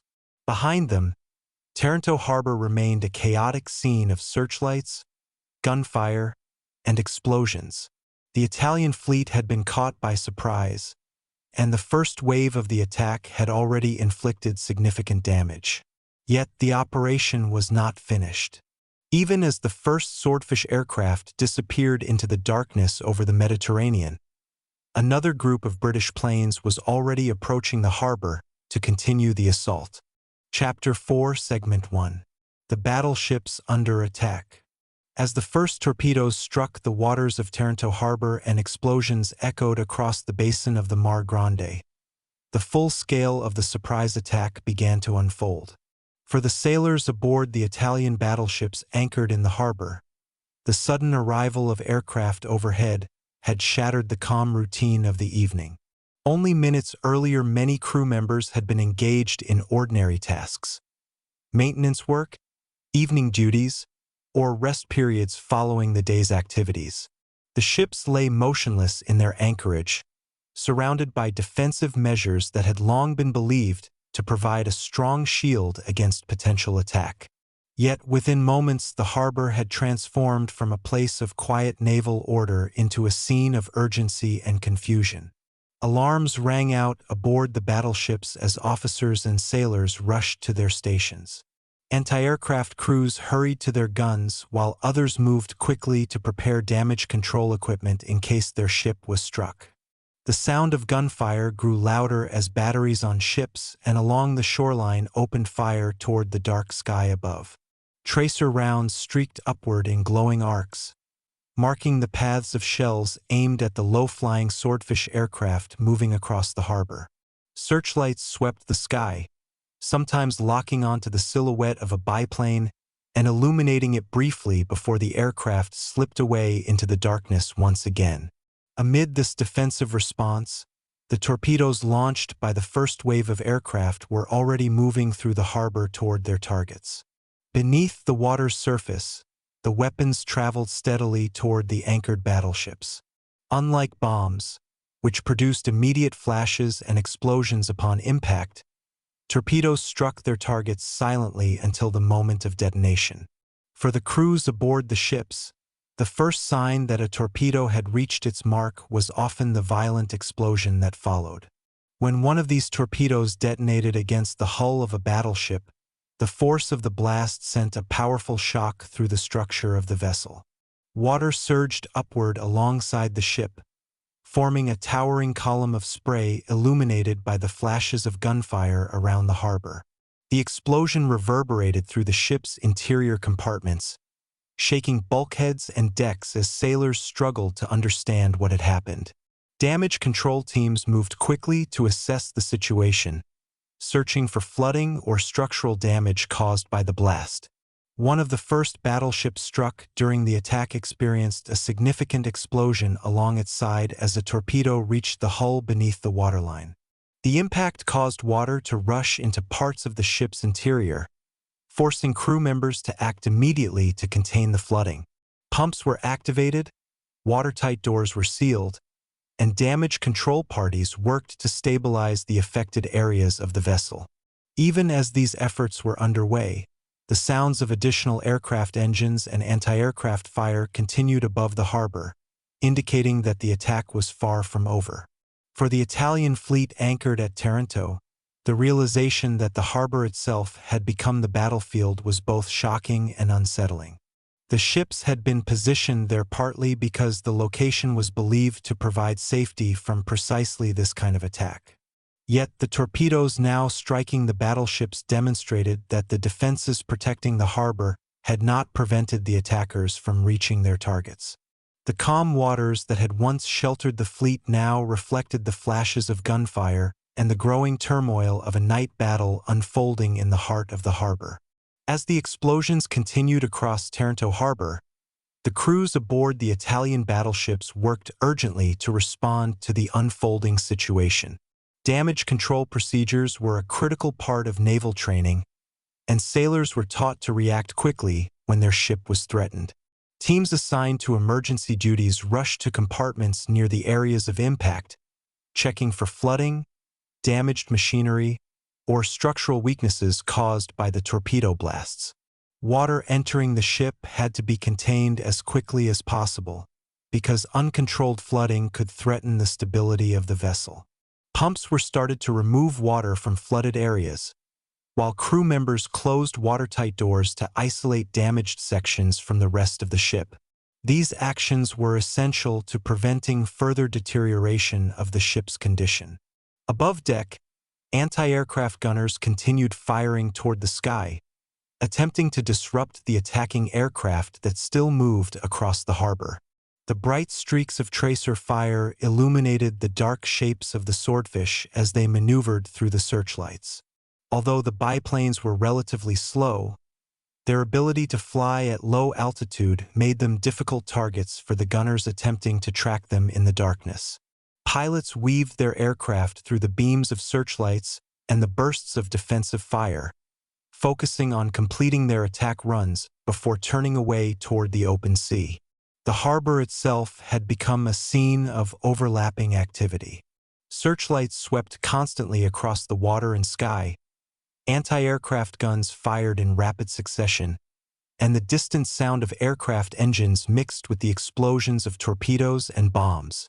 Ships that had not yet been struck prepared for the possibility that they might soon become targets as well. Officers on board these vessels issued commands to ensure that defensive measures remained active and that crews were ready to respond if their ship was hit. The sense of urgency spread across the fleet as sailors realized that the attack was not a single isolated strike, but a coordinated assault involving multiple aircraft approaching from different directions. Meanwhile, the British Swordfish crews pressed forward with their mission despite the increasing danger around them. Each aircraft had been assigned a specific role, and the pilots continued to carry out those instructions even as the harbor defenses intensified. Torpedo bombers aligned themselves carefully with the silhouettes of battleships anchored in the water, releasing their weapons before turning sharply away from the concentrated defensive fire. Other aircraft dropped bombs or flares that illuminated the harbor, making it easier for the attacking crews to locate their targets. The drifting flares cast a pale glow across the water, briefly revealing the outlines of ships, harbor installations, and the rippling wake left behind by torpedoes moving toward their targets. For the sailors aboard the Italian battleships, the attack seemed to unfold in a matter of minutes. Yet the intensity of the moment made time feel strangely extended. Each explosion, each burst of anti-aircraft fire, and each sweep of a searchlight contributed to the sense that the harbor had become the center of a dramatic night battle. The ships that had once rested peacefully within the protective waters of Taranto now found themselves under direct assault from the air, and the outcome of this unexpected attack was still uncertain as the night continued. Chapter 4, Segment 2. The Battleship Conte di Cavour and the Expanding Damage. As the attack continued across Taranto harbor, the Italian battleship Conte di Cavour lay anchored among the other major vessels of the Regia Marina, its massive structure rising above the dark water as one of the central elements of the fleet stationed there. Built during the early decades of the 20th century and modernized in the 1930s, the ship represented both the technological ambitions and the strategic pride of Italy's naval power. Its long hull, heavy armor, and powerful main guns symbolized the strength that the Italian Navy hoped to project across the Mediterranean. Yet, on the night of November 11, 1940, that strength was being tested in a way few had anticipated. As British Swordfish aircraft moved across the harbor in carefully coordinated patterns, several pilots identified the battleship as one of the principal targets of their torpedo attacks. The harbor waters, illuminated intermittently by flares and searchlights, revealed the silhouette of the ship resting quietly in its anchorage. From the perspective of the attacking aircraft, the large stationary battleship offered a clear objective within the dark expanse of the harbor. Pilots approached at low altitude, flying just above the surface of the water in order to avoid heavy defensive fire and to ensure that their torpedoes entered the harbor at the correct angle. The crews of the aircraft had practiced this approach many times during training, carefully calculating the distance and timing needed to release their weapons effectively. As one of the attacking Swordfish aircraft aligned itself with the Conte di Cavour, the pilot steadied the aircraft against the wind and darkness, focusing on maintaining the correct path toward the target. Behind him, the observer and rear gunner monitored the surrounding airspace and defensive fire, aware that anti-aircraft shells could strike the aircraft at any moment. The sound of gunfire from the harbor defenses echoed through the night as shells burst in the air around the approaching planes. Despite the danger, the British crew maintained their course. At the precise moment determined during training and practice, the torpedo was released from beneath the aircraft. For a brief instant, it dropped into the water with a splash before stabilizing and beginning its steady movement toward the battleship. From that moment onward, the weapon's path was determined by its design and momentum. Beneath the surface of the harbor, the torpedo advanced toward the hull of the Conte di Cavour. On board the battleship, crew members had already been alerted to the presence of attacking aircraft. Alarms had sounded throughout the vessel, and sailors rushed to their assigned stations as part of the ship's defensive procedures. Anti-aircraft guns mounted along the decks began firing toward the approaching aircraft, their shells streaking into the night sky in an attempt to intercept the attackers before they could release their weapons. Officers shouted commands while sailors moved quickly to prepare for the possibility of impact. Damage control teams gathered near key compartments, ready to respond immediately if the ship was struck. Despite these preparations, the torpedo's arrival came with sudden force. When it reached the side of the Conte di Cavour, it detonated beneath the waterline, producing a powerful explosion against the ship's hull. The blast sent a column of water and debris upward alongside the battleship, briefly illuminated by the flashes of gunfire surrounding the harbor. The shock of the explosion reverberated through the ship's structure, shaking decks and bulkheads as sailors struggled to maintain their footing. Within seconds, the damage became evident. Water began rushing into sections of the ship where the hull had been breached. Crew members in nearby compartments heard the roar of incoming water as it forced its way through damaged plating and structural openings. Immediately, damage control teams moved to contain the flooding. Watertight doors were closed to isolate affected areas, and pumps were activated to remove water from the compartments where flooding had begun. Officers worked quickly to assess the extent of the damage while maintaining communication with other sections of the ship. Their goal was to stabilize the vessel and prevent the flooding from spreading further.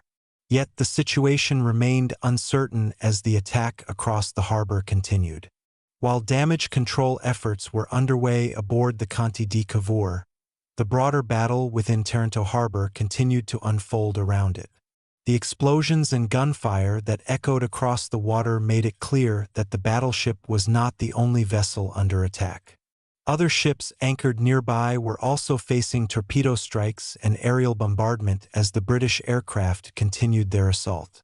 The harbor's defensive network responded with increasing intensity.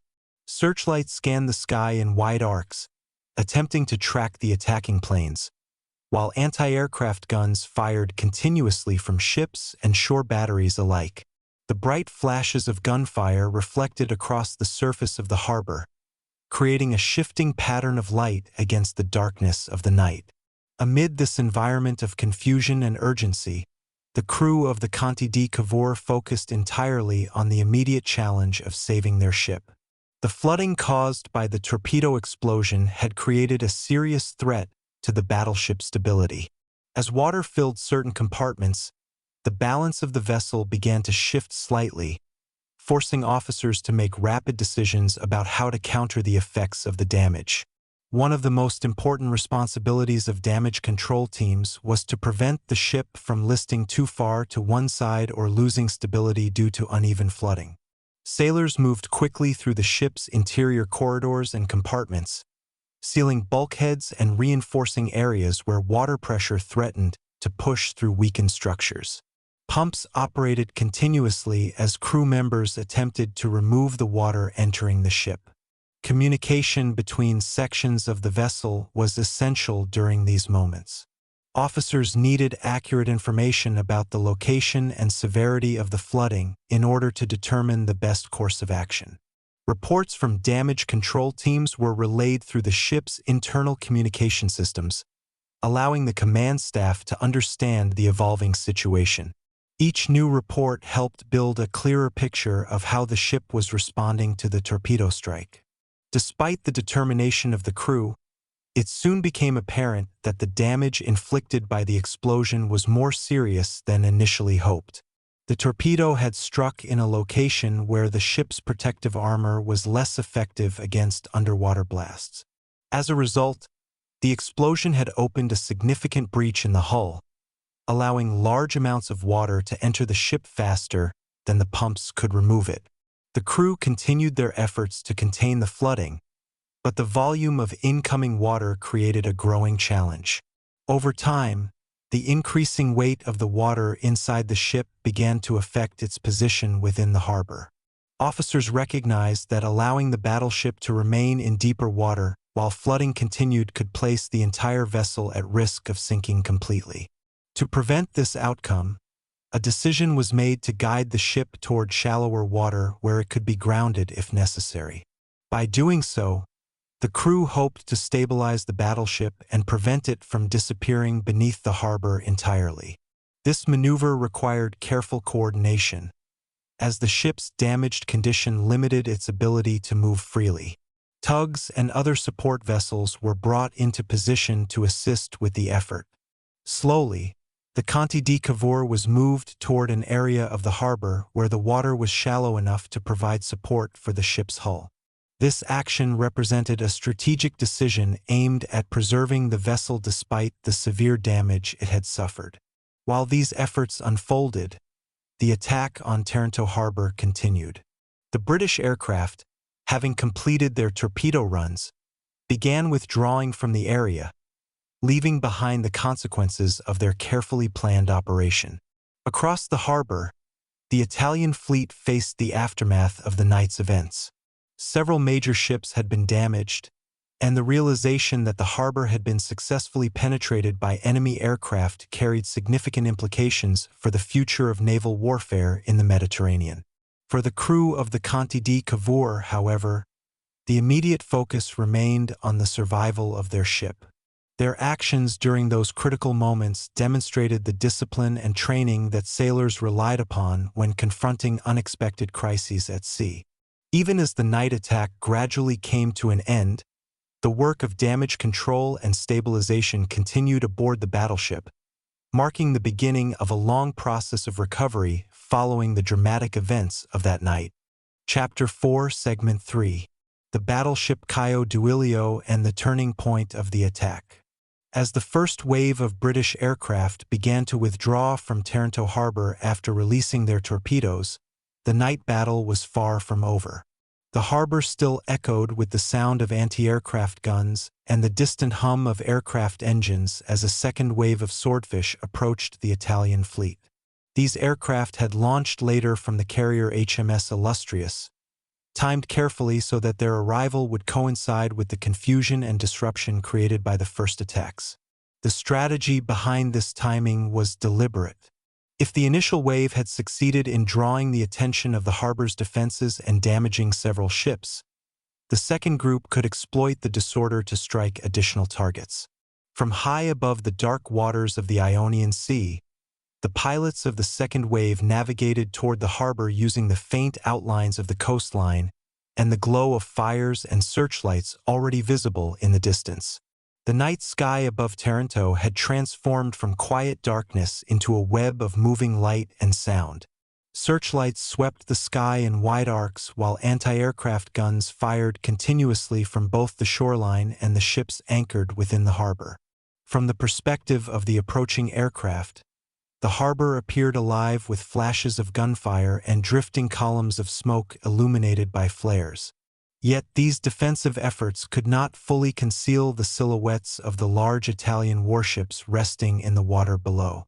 One of those vessels was the battleship Caio Duilio, another of the Italian fleet's major capital ships.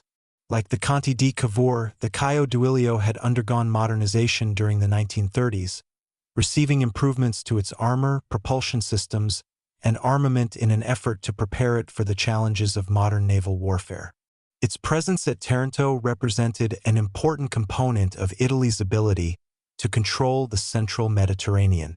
On the night of the attack, however, the ship lay anchored in the harbor alongside other vessels, its engines silent and its crew largely unprepared for the sudden arrival of enemy aircraft overhead.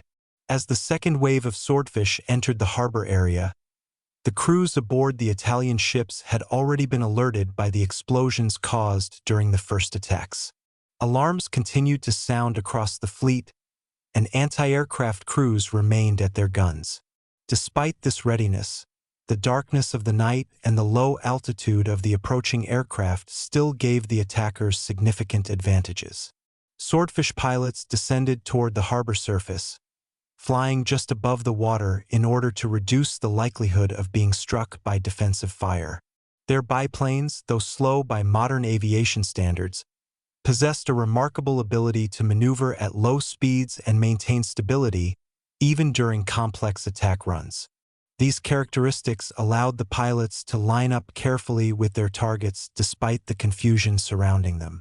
One of the British aircraft identified the Caio Duilio as its objective.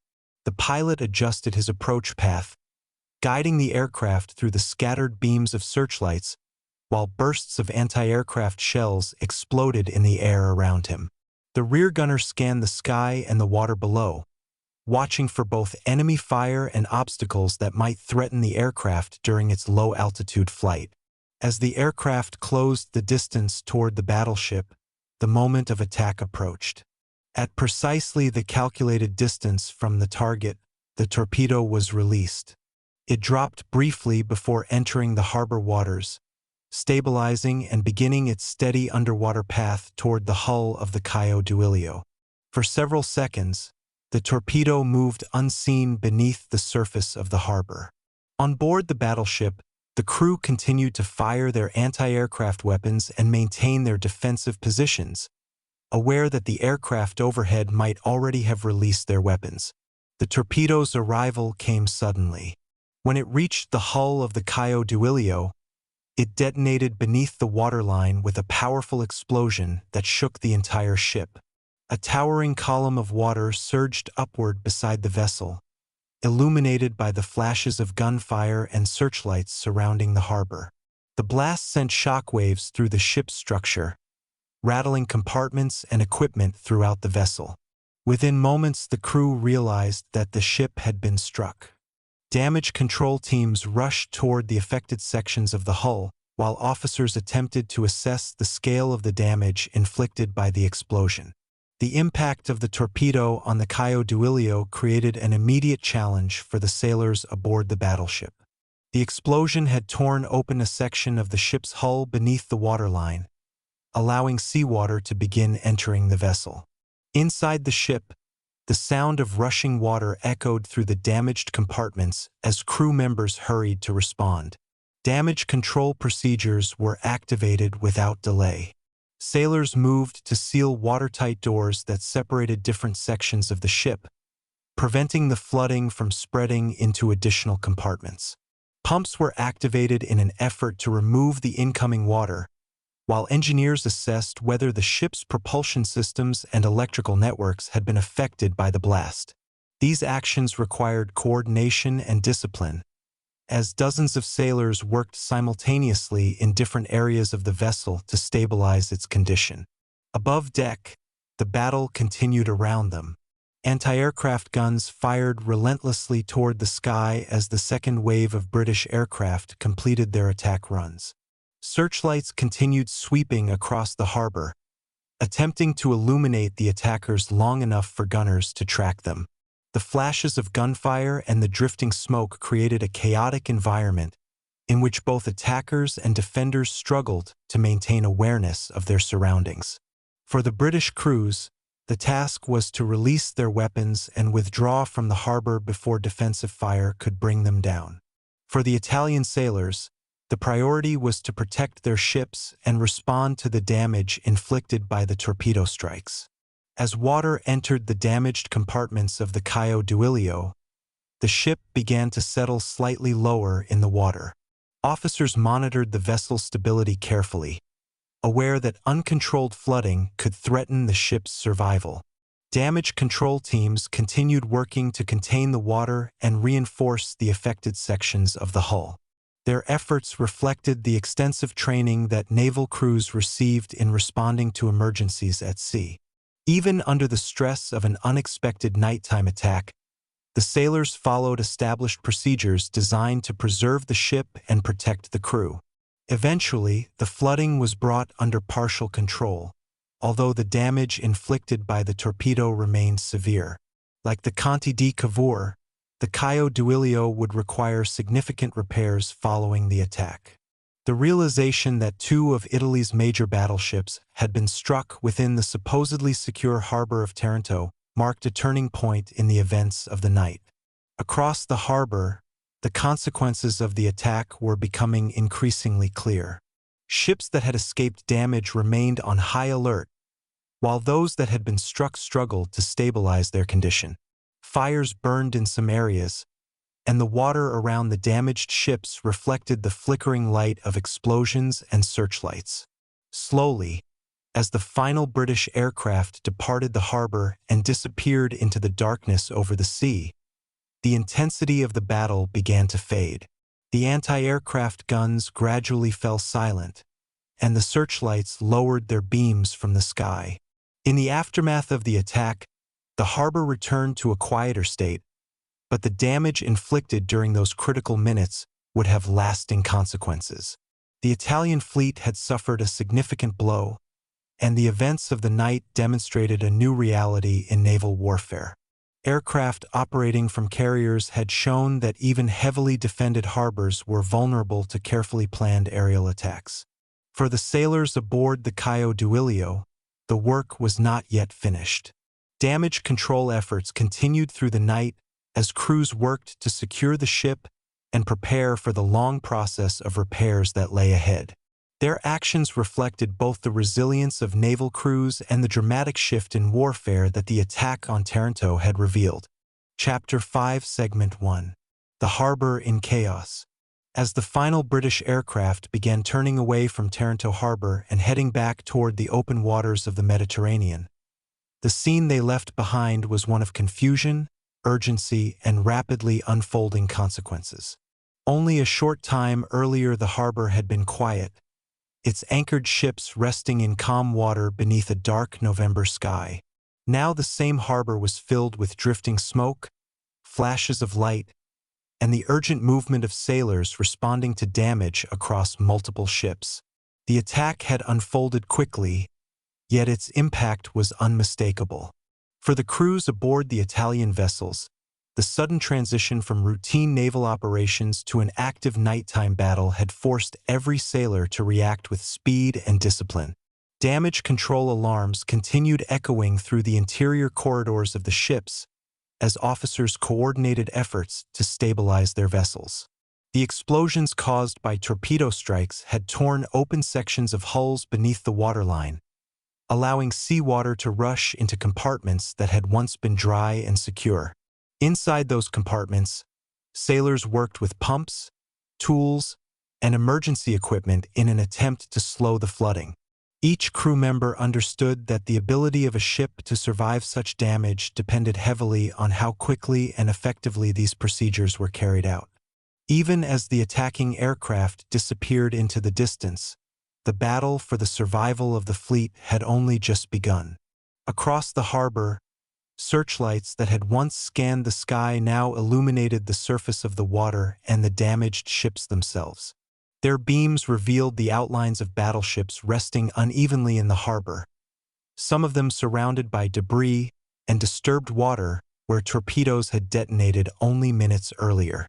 Anti-aircraft guns gradually fell silent as it became clear that the attackers had withdrawn.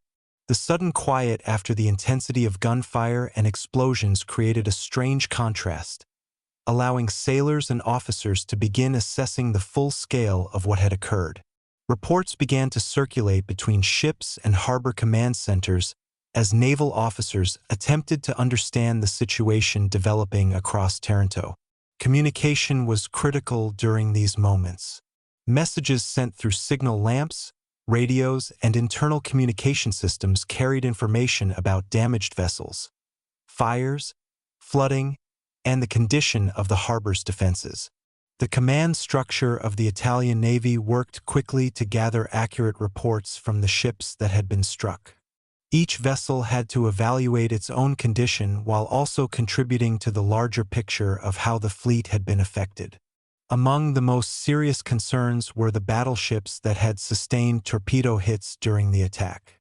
These vessels represented a significant portion of Italy's naval strength in the Mediterranean, and the damage they had suffered threatened to alter the balance of power at sea. Sailors aboard the damaged ships worked tirelessly through the night, focusing entirely on the practical tasks required to keep their vessels afloat. Pumps ran continuously as crews attempted to remove water from flooded compartments. Engineers monitored machinery spaces to ensure that engines and electrical systems remained functional wherever possible. Damage control teams inspected bulkheads and structural supports, reinforcing weakened areas in order to prevent additional failures within the ship's hull. The work required careful coordination between dozens of sailors operating in confined spaces deep within the vessel. Above deck, other crew members focused on managing fires and securing equipment that had been displaced by the explosions. Although the torpedo attacks had been brief, the force of each blast had shaken the ships violently. Loose equipment, damaged structures, and scattered debris created additional hazards that had to be addressed before the ships could safely continue operating. Officers moved across the decks issuing instructions and gathering reports from their crews, ensuring that every section of the ship remained engaged in the effort to stabilize the vessel. Throughout the harbor, similar scenes unfolded aboard other ships as sailors carried out the demanding work required after a sudden attack. While the sailors aboard individual ships focused on damage control, the leadership of the Italian Navy faced a broader challenge. The attack on Taranto harbor had revealed vulnerabilities that few had fully anticipated. For many years, naval strategy had assumed that fleets anchored within well-defended harbors were relatively secure from sudden assault, particularly during nighttime hours. Taranto itself had been chosen as a major naval base partly because its natural harbor offered protection from both weather and enemy forces. Defensive measures had been installed to strengthen this sense of security. Anti-aircraft batteries surrounded the harbor. Barrage balloons had been deployed in an effort to obstruct low-flying aircraft, and torpedo nets had been placed in some areas to prevent underwater weapons from reaching the ships. Yet the events of that night demonstrated that these defenses had not been sufficient to prevent a carefully planned aerial attack. As officers examined the damage inflicted across the fleet, they began to recognize the strategic implications of what had occurred. The successful penetration of the harbor by British carrier aircraft represented a new form of naval warfare that combined aviation with maritime strategy in ways that had not previously been experienced on such a scale. Aircraft launched from a carrier hundreds of kilometers away had managed to reach one of Italy's most important naval bases and strike several capital ships within a matter of minutes. The realization that such an attack was possible forced naval planners to reconsider many of the assumptions that had guided fleet operations during the early years of the war.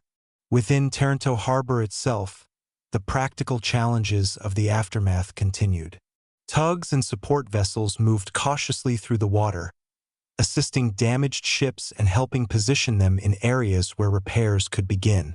Harbor authorities worked to ensure that navigation channels remained clear despite the disruption caused by the attack. Medical teams moved between ships and docks, providing treatment to sailors who had been injured during the explosions or the subsequent damage control efforts. Although the attack had lasted only a short time, its consequences touched every aspect of life within the harbor. Sailors who had spent the evening expecting routine duties now found themselves part of a historic naval event that would soon attract attention far beyond the Mediterranean. As the night gradually moved toward early morning, the atmosphere within Taranto began to change once again. The immediate threat from the air had passed, but the urgency of recovery efforts remained strong. Flooding continued to be monitored carefully aboard the damaged ships, and engineers evaluated the structural integrity of the vessels that had been struck by torpedoes. Each ship required a detailed assessment to determine whether it could remain afloat safely and how extensive the necessary repairs would be. Naval officers worked alongside engineers and shipyard specialists to develop plans for stabilizing and eventually restoring the damaged vessels. The quiet waters of the harbor now carried the reflections of searchlights and small working boats rather than the flashes of gunfire that had dominated the sky earlier in the night. Yet the memory of those explosions remained fresh in the minds of the sailors who had experienced them. The attack on Taranto harbor had demonstrated that the nature of naval warfare was changing rapidly. Aircraft had proven capable of striking powerful warships even when they were anchored in what was believed to be a secure location. This realization would influence strategic thinking among naval leaders not only in Italy and Britain but across the world. For the men working aboard the ships that night, however, the historical significance of the attack was less immediate than the practical tasks before them. Their focus remained on the ships beneath their feet, the compartments filling with water, the pumps struggling to keep up, and the long hours of work still required before the fleet could fully recover from the events of that extraordinary night in Taranto harbor. Chapter 5, Segment 2. Assessing the damage across the fleet. As the early hours of the morning slowly approached over Taranto harbor, the intensity of the attack had passed, but the consequences were only beginning to be fully understood. The sounds of anti-aircraft guns and aircraft engines had faded into the distance, leaving behind a quieter but far more complex situation for the sailors and officers responsible for the Italian fleet. Across the harbor, crews worked through the darkness under the glow of searchlights and lanterns, examining the damage that had been inflicted during the night's events.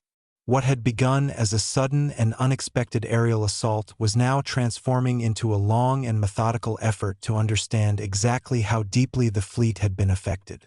For the Italian Navy, Taranto had long served as a critical base of operations in the Mediterranean. Its sheltered waters and extensive naval facilities made it one of the most important locations for maintaining and deploying major warships. Battleships, cruisers, destroyers, and support vessels had gathered there as part of the broader strategy to maintain naval influence across the central Mediterranean. The ships anchored in the harbor represented not only military power but also years of planning, construction, and training. Now, in the aftermath of the attack, naval officers moved carefully from ship to ship and from dock to dock, gathering reports that would determine how much of that strength remained intact.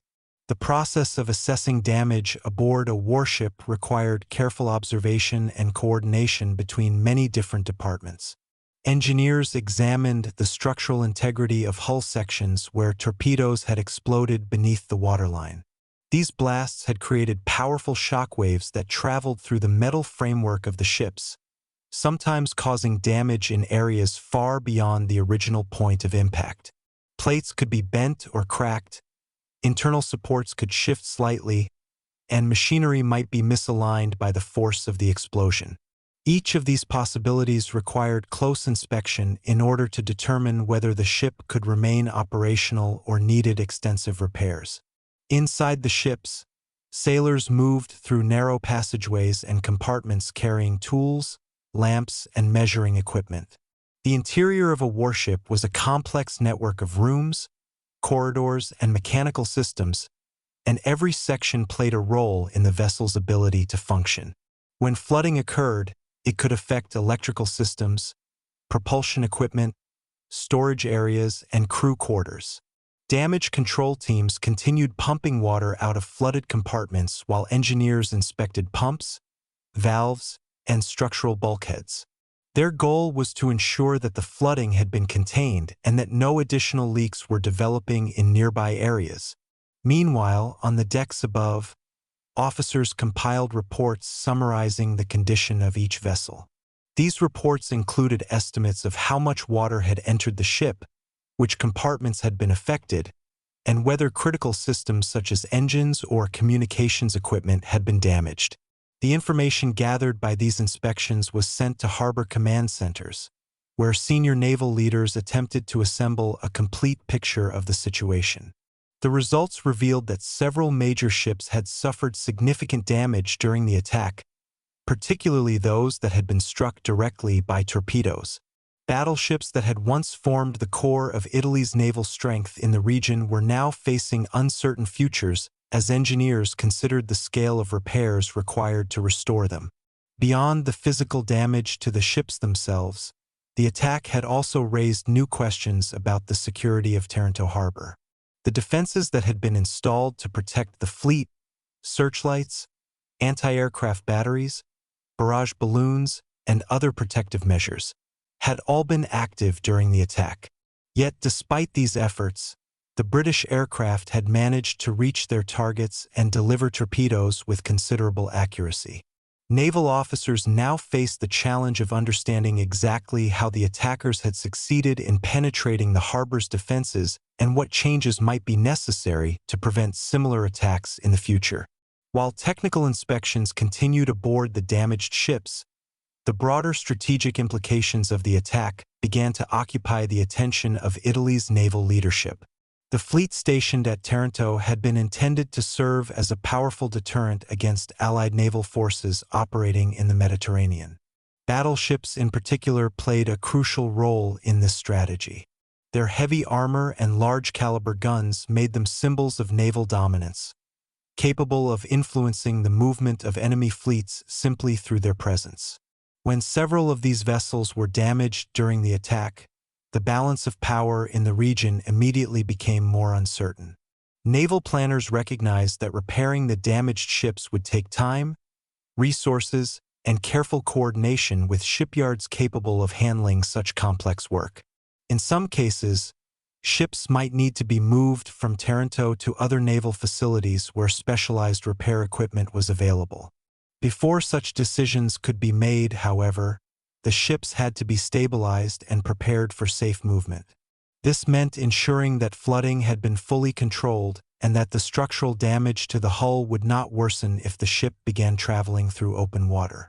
Engineers studied diagrams of the vessels and compared them with observations from inspection teams in order to determine the safest course of action. At the same time, the sailors who had endured the attack were beginning to process the experience they had lived through. Many of them had never before witnessed an aerial assault of such intensity. The sudden arrival of aircraft in the darkness, the explosions of torpedoes striking ships anchored nearby, and the urgent race to contain flooding had created an atmosphere unlike anything they had previously encountered during their naval service. Conversations among crew members often returned to the same moment, the instant when the quiet harbor had been transformed into a battlefield illuminated by searchlights and gunfire. For younger sailors especially, the events of that night represented a dramatic introduction to the realities of modern naval warfare. In the hours following the attack, commanders also began reviewing the defensive procedures that had been used during the assault. Anti-aircraft gunners had fired thousands of rounds into the night sky, attempting to intercept the low-flying Swordfish aircraft as they approached their targets. Searchlight operators had worked continuously to illuminate the attackers long enough for the guns to engage them. Despite these efforts, the attackers had still managed to deliver their torpedoes. This raised important questions about how defensive tactics might need to evolve. Perhaps additional radar systems, improved coordination between ships and shore batteries, or changes in harbor layout could reduce the vulnerability of anchored fleets. These discussions would continue long after the immediate crisis had passed. As dawn slowly approached over Taranto harbor, the full extent of the night's events began to emerge in the growing light.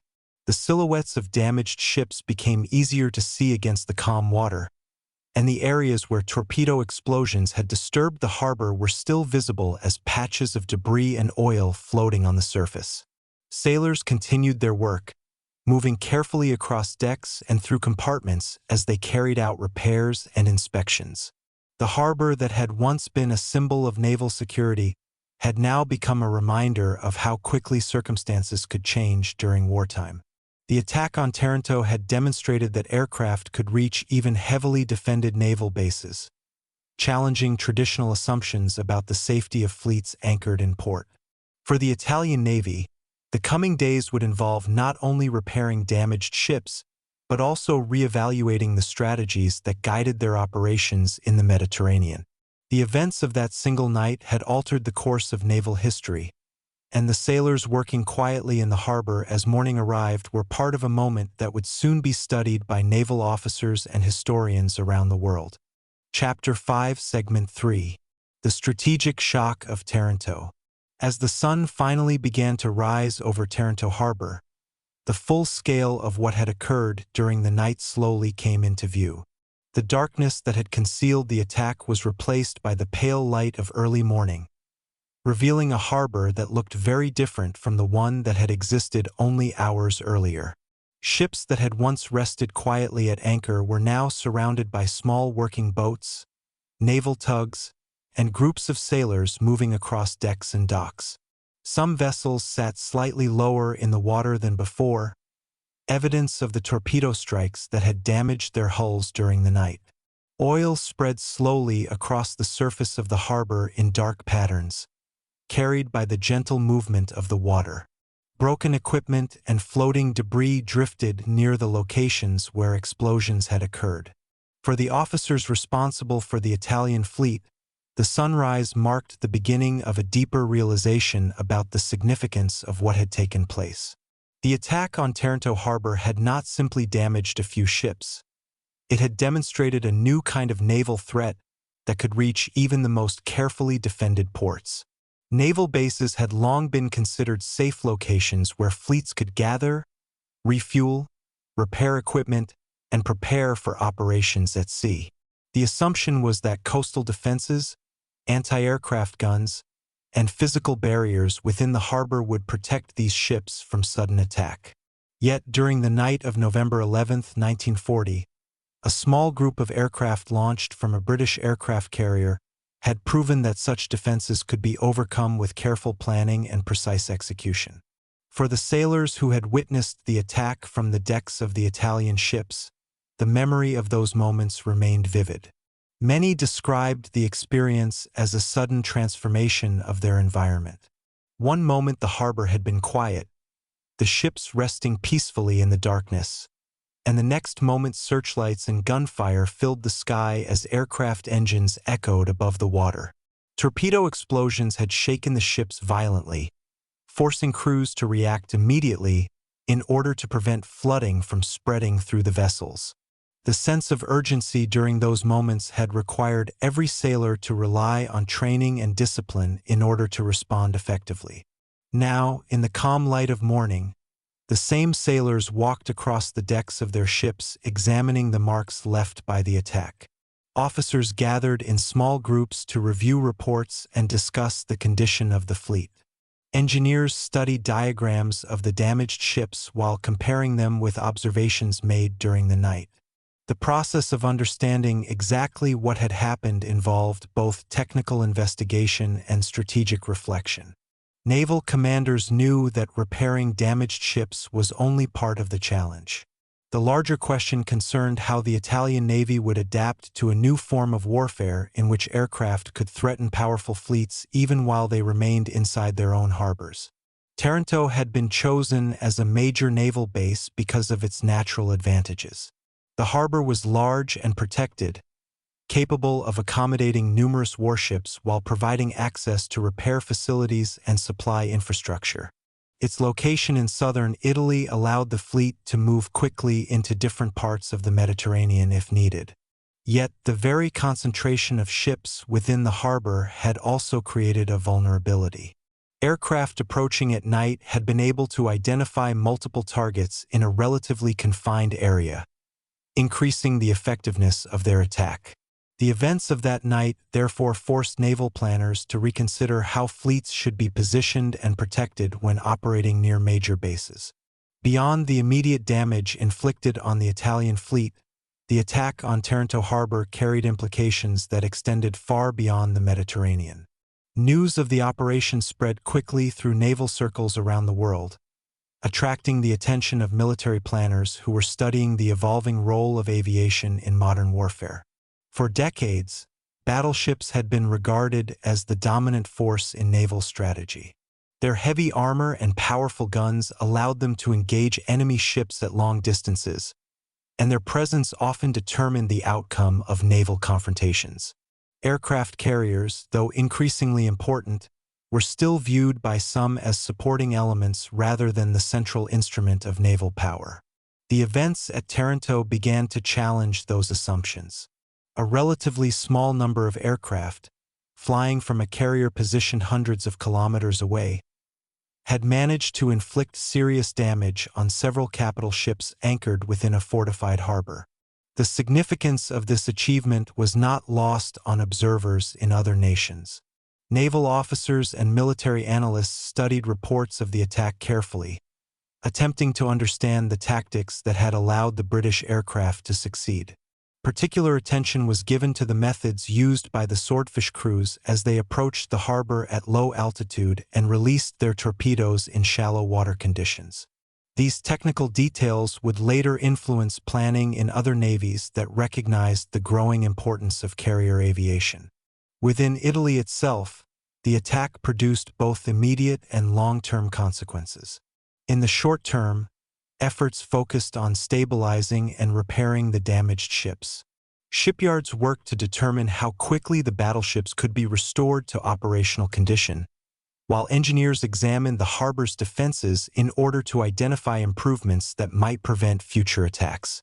Additional anti-aircraft batteries were considered, along with stronger physical barriers designed to stop torpedoes from reaching anchored ships.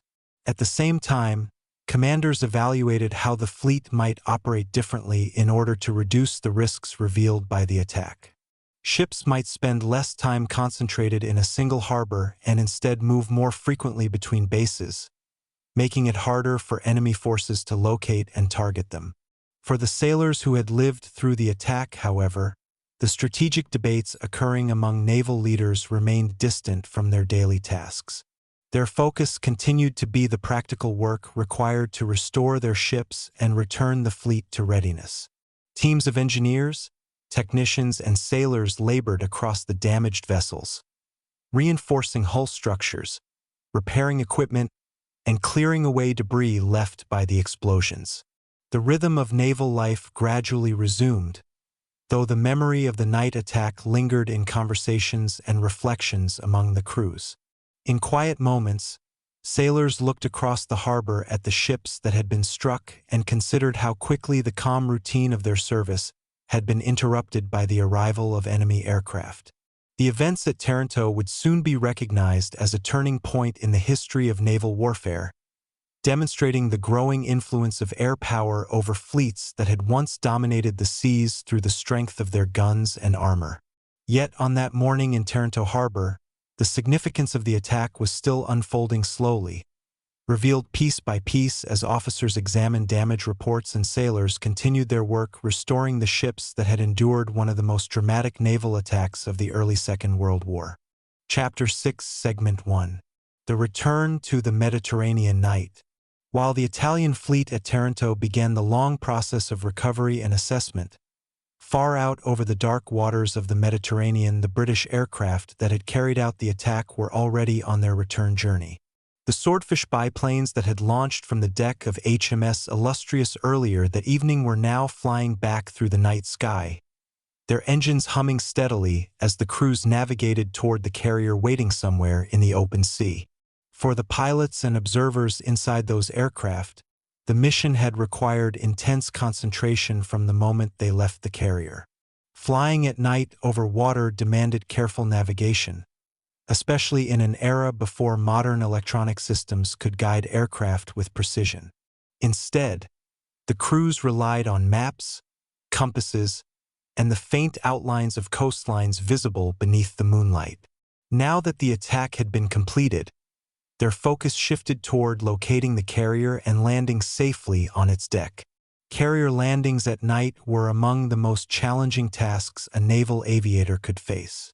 The flight deck of a carrier offered only a limited amount of space for landing, and during nighttime operations the available visual cues were minimal. As the Swordfish aircraft approached the area where HMS Illustrious was waiting, signal lamps and deck lighting provided guidance for the returning pilots. One by one, the aircraft descended toward the carrier, aligning themselves carefully with the deck before touching down and slowing to a stop with the assistance of arresting wires designed to halt the aircraft quickly. For the crews aboard the carrier, the safe return of each aircraft represented the completion of a carefully planned operation that had taken months to prepare. The attack on Taranto had been the result of extensive study, training, and coordination among naval officers, aviators, and support personnel. Planning had involved detailed examination of the harbor's layout, defensive systems, and the positions of the Italian ships anchored there. Photographs, reconnaissance reports, and intelligence assessments had been used to determine how aircraft might approach the harbor and where torpedoes could be released effectively. Even the depth of the harbor waters had been studied carefully, since torpedoes normally required deeper water to stabilize after entering the sea. Engineers and weapons specialists had modified the torpedoes used in the attack so they could operate in the relatively shallow conditions of Taranto harbor. Without those adjustments, the weapons might have struck the seabed before reaching their targets. Once the aircraft were safely back aboard the carrier, the crews began reporting their observations to their commanding officers.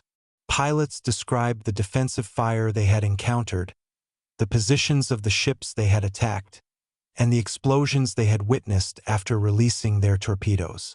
These reports helped naval commanders understand how successful the operation had been and whether additional strikes might be necessary in the future. The atmosphere aboard the carrier combined relief with quiet focus. The mission had involved considerable risk, and each returning aircraft confirmed that the crews had managed to complete their task and survive the journey back across the sea. Mechanics and deck crews moved quickly to secure the aircraft and prepare them for inspection. Fuel systems were checked, weapons mounts were examined, and any damage caused by anti-aircraft fire was carefully recorded. Even as the excitement of the mission lingered in conversations among the crew, the routines of naval aviation resumed. Aircraft carriers functioned as both warships and floating airfields, requiring constant coordination between aviators, mechanics, navigators, and sailors responsible for maintaining the ship itself. The successful completion of the Taranto attack represented not only the skill of the pilots, but also the collective effort of everyone aboard the carrier who had contributed to the operation. As dawn approached over the Mediterranean, the broader significance of the Taranto operation was beginning to emerge within British Naval Command. The Royal Navy had long been searching for ways to counter the strength of the Italian fleet in the region. Italy's battleships possessed heavy armor and powerful guns capable of challenging Allied naval forces across the Mediterranean Sea. Direct confrontations between fleets often carried enormous risks, particularly when both sides possessed large capital ships capable of inflicting severe damage on one another. By contrast, the use of carrier-based aircraft offered a different approach.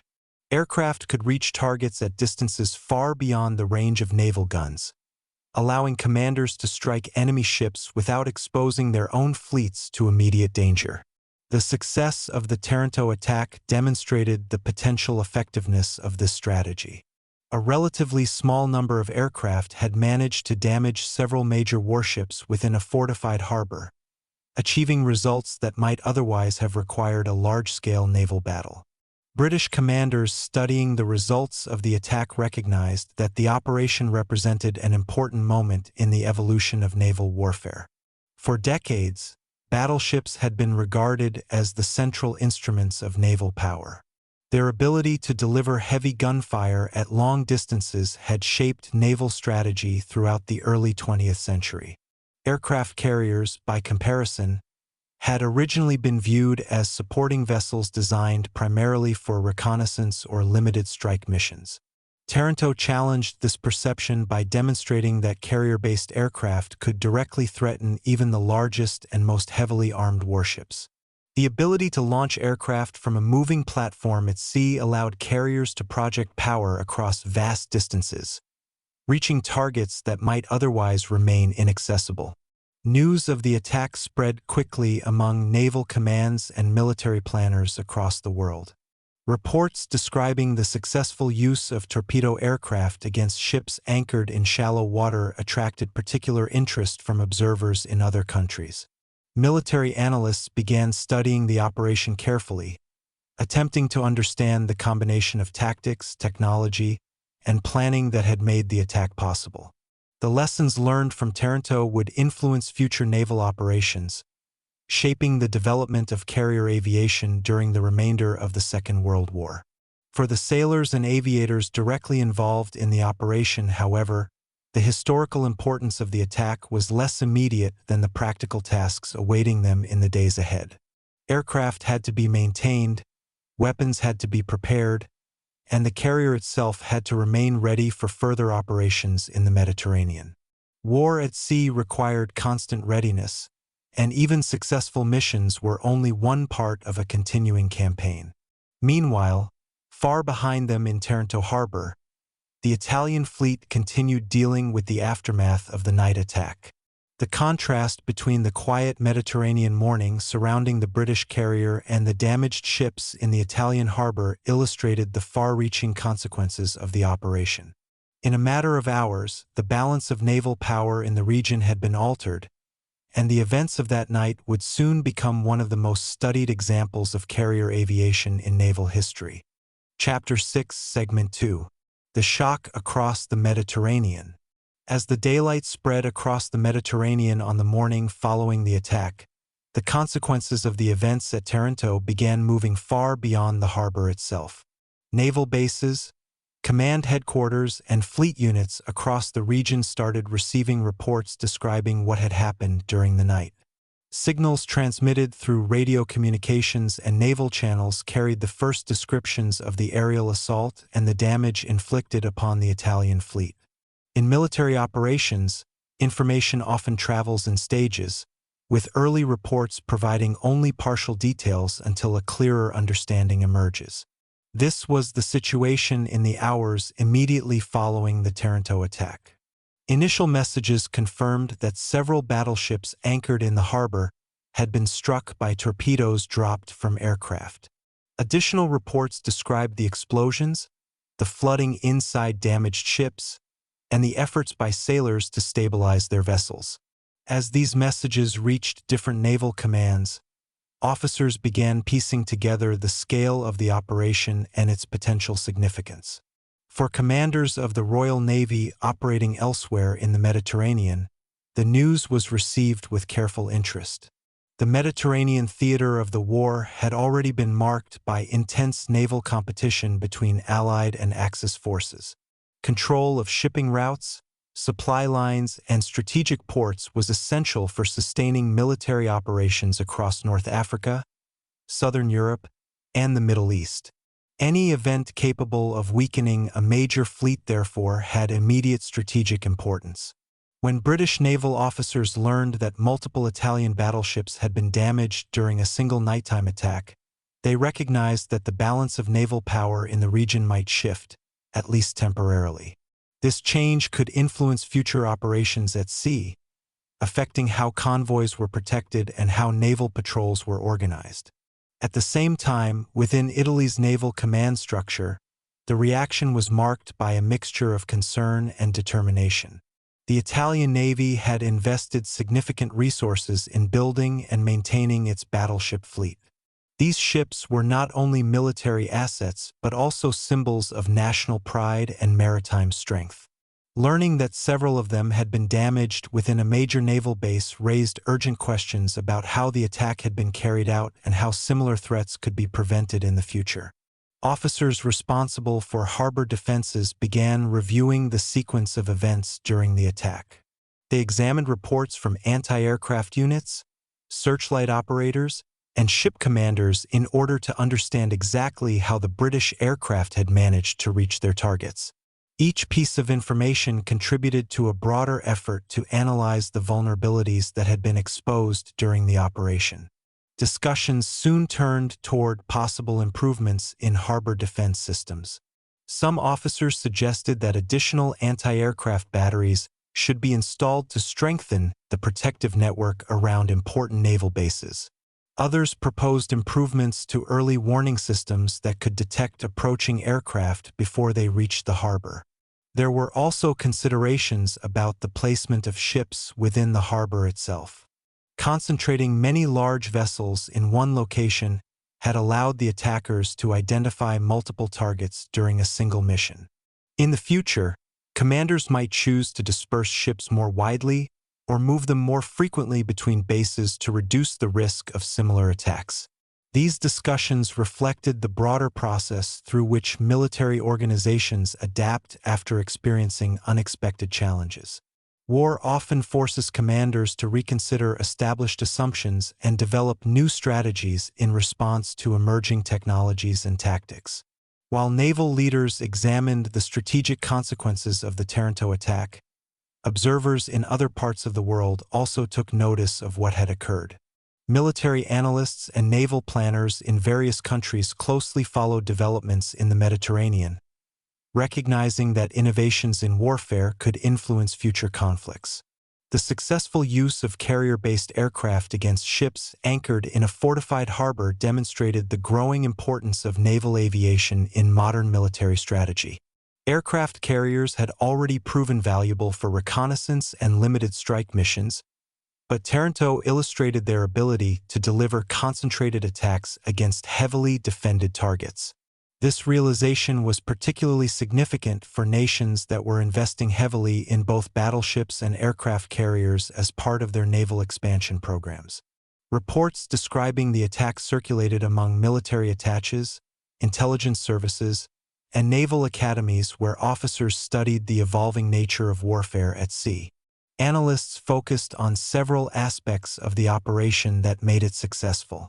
One key factor was the careful planning involved in the mission. British commanders had spent months studying Taranto Harbor, gathering information about the layout of the port, the positions of defensive installations, and the typical arrangement of ships anchored there. Reconnaissance flights and intelligence reports had helped create a detailed understanding of the environment the pilots would encounter during their attack. Another important element was the technical adaptation of torpedoes to operate effectively in shallow water. Normally, torpedoes dropped from aircraft required deeper water to stabilize before striking their targets. Engineers had modified the weapons used in the Taranto operation so they could travel through the relatively shallow harbor without hitting the seabed. This innovation allowed the British aircraft to use torpedo attacks even in conditions that might otherwise have prevented their deployment. For naval strategists studying the attack, these technical adjustments highlighted the importance of adapting existing technologies to new operational challenges. At the same time, the courage and discipline of the aircrews themselves played a critical role in the success of the mission. Flying low over a defended harbor at night required considerable skill and determination. The Swordfish aircraft used in the attack were relatively slow compared to modern fighters, which made them vulnerable to anti-aircraft fire. Yet their stability at low speeds allowed the pilots to execute precise attack runs against their targets. Each crew had to navigate through searchlights, bursts of defensive gunfire, and the darkness of the harbor while maintaining the correct course for releasing their torpedoes. The successful completion of these maneuvers demonstrated the effectiveness of the training and preparation that had taken place before the operation. As the world gradually learned more about the events at Taranto, the attack began to be viewed not simply as a single naval engagement but as a demonstration of how warfare at sea was evolving during the early years of the Second World War. The balance between traditional battleship power and emerging aviation capabilities was shifting, and the lessons drawn from Taranto would influence strategic thinking for years to come. Meanwhile, within Taranto harbor itself, the damaged ships remained a visible reminder of the night when aircraft had transformed a quiet anchorage into a battlefield. Sailors continued working to repair their vessels and restore the fleet to operational readiness, even as the broader implications of the attack spread across naval commands around the world. Chapter 6, Segment 3. Lessons from the Harbor. In the days that followed the attack on Taranto Harbor, the pace of activity within the port did not slow. Instead, the harbor became a place of constant movement and careful examination as naval officers, engineers, and sailors worked to understand the full consequences of what had happened during that single November night. Ships that had suffered damage remained surrounded by repair teams, small support vessels, and technical specialists tasked with evaluating every affected section of hull and machinery. The work carried out in those days was not simply about repairing damaged ships. It was also about studying the events of the attack in order to learn from them. Every explosion, every defensive response, and every movement of the attacking aircraft was examined closely in order to understand how such a surprise assault had succeeded. Within naval warfare, moments like these often become turning points. They force commanders to reconsider the assumptions that had guided their planning and to adjust their strategies to match the realities revealed by combat. Taranto quickly became such a moment. Engineers began by focusing on the physical damage inflicted on the battleships that had been struck by torpedoes. The underwater explosions had produced immense pressure against the hulls of the ships, bending metal plating and opening breaches that allowed seawater to enter. Inside the ships, damage control teams had worked through the night to contain flooding, and now engineers carefully inspected those areas to determine whether temporary repairs had been sufficient. Measurements were taken of hull deformation, internal structures were examined for signs of stress, and detailed records were made of every compartment that had been affected by water intrusion. These inspections would later guide the more extensive repair work required to restore the ships to operational condition. Yet the physical damage was only one part of the investigation. Naval officers also studied the defensive systems that had been in place at Taranto Harbor. The harbor had been protected by a network of anti-aircraft guns positioned along the shore and aboard the ships themselves. Searchlights had been installed to illuminate the sky during nighttime attacks, and barrage balloons had been deployed in an effort to obstruct low-flying aircraft. Torpedo nets had been placed around some sections of the harbor to prevent underwater weapons from reaching the ships anchored there. Despite all these precautions, the British aircraft had managed to reach the harbor and launch their torpedoes with considerable accuracy. This outcome prompted a detailed analysis of how the defenses had functioned during the attack. Officers interviewed gun crews, searchlight operators, and other personnel who had been on duty during the night. Their accounts helped reconstruct the sequence of events from the moment the aircraft were first detected until the final explosions echoed across the harbor. One of the conclusions that emerged from these discussions was that the attack had taken advantage of both darkness and surprise. Nighttime conditions had made it difficult for defenders to track the incoming aircraft until they were already close to their targets. The low altitude at which the Swordfish planes flew also reduced the time available for defensive gunners to react. By the time searchlights illuminated the aircraft and anti-aircraft fire began concentrating on them, many of the torpedoes had already been released into the water. These observations helped naval planners understand how the attackers had managed to overcome the harbor's defenses despite the presence of multiple protective measures. As these investigations continued, the broader implications of the Taranto attack became increasingly clear to naval strategists both within Italy and abroad. For decades, battleships had been regarded as the most powerful instruments of naval warfare. Their large guns and heavy armor had defined the structure of fleets and influenced the design of naval bases intended to protect them. Aircraft, though increasingly present in naval operations, had often been seen as supporting elements rather than primary weapons capable of striking decisive blows against major warships. Taranto challenged that view. A small group of aircraft operating from a carrier had demonstrated that even the most formidable ships could be threatened from the air, particularly when they were stationary within a harbor. This realization prompted naval thinkers to reconsider how fleets should operate in the future. Some officers argued that ships anchored in port should maintain higher levels of readiness, with anti-aircraft defenses fully prepared at all times. Others suggested that fleets should spend less time concentrated in large harbors and instead remain more mobile, making it harder for enemy forces to locate and attack them. Discussions also focused on improving early warning systems capable of detecting incoming aircraft before they reached the harbor. Radar technology, which was still developing during the early years of the war, soon became one of the tools considered essential for strengthening naval defense against air attack. Meanwhile, the lessons of Taranto were studied carefully by military observers in other countries. Naval attaches and intelligence officers collected reports describing the tactics used during the operation. Particular attention was given to the technical adaptations that allowed torpedoes to function in the shallow waters of the harbor. Engineers in several navies began examining whether similar modifications might allow their own aircraft to carry out comparable attacks in other locations. These studies reflected the growing awareness that aviation was reshaping naval warfare in ways that could not be ignored. The events at Taranto provided a practical example of how aircraft carriers could project power far beyond the range of traditional naval weapons.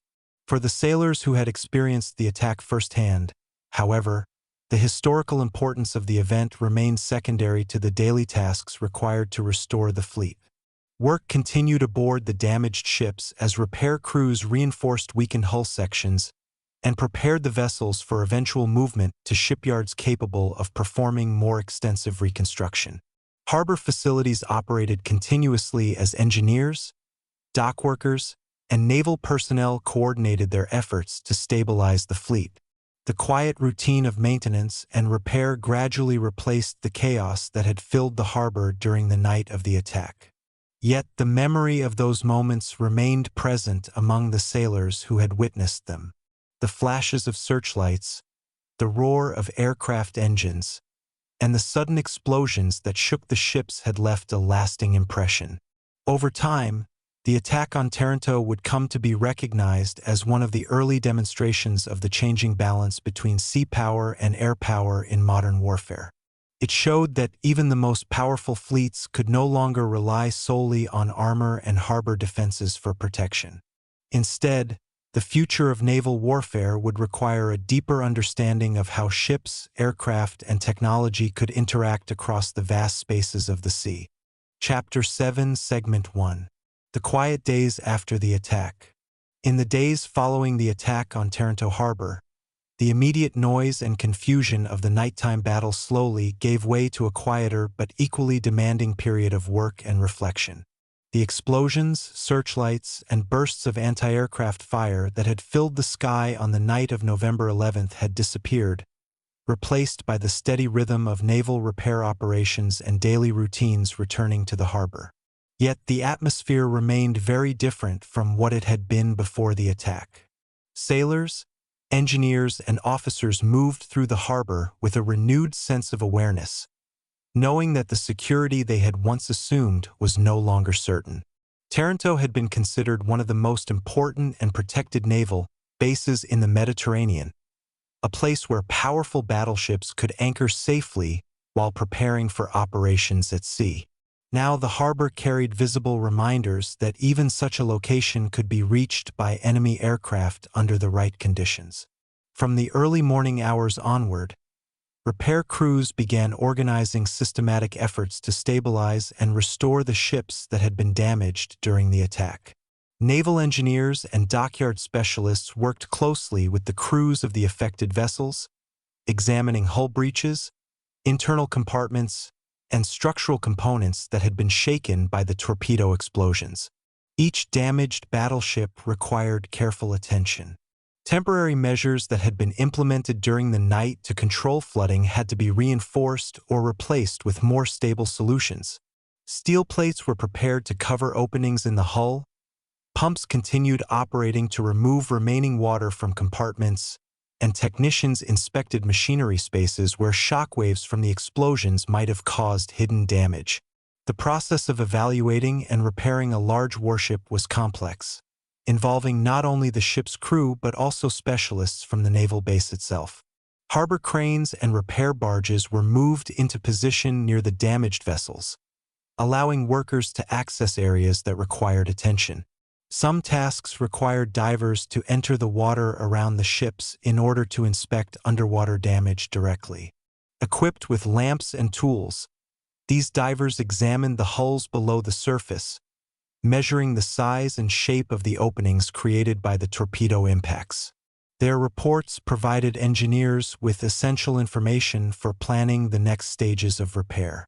While technical work continued, the crews of the ships gradually resumed aspects of their normal routine.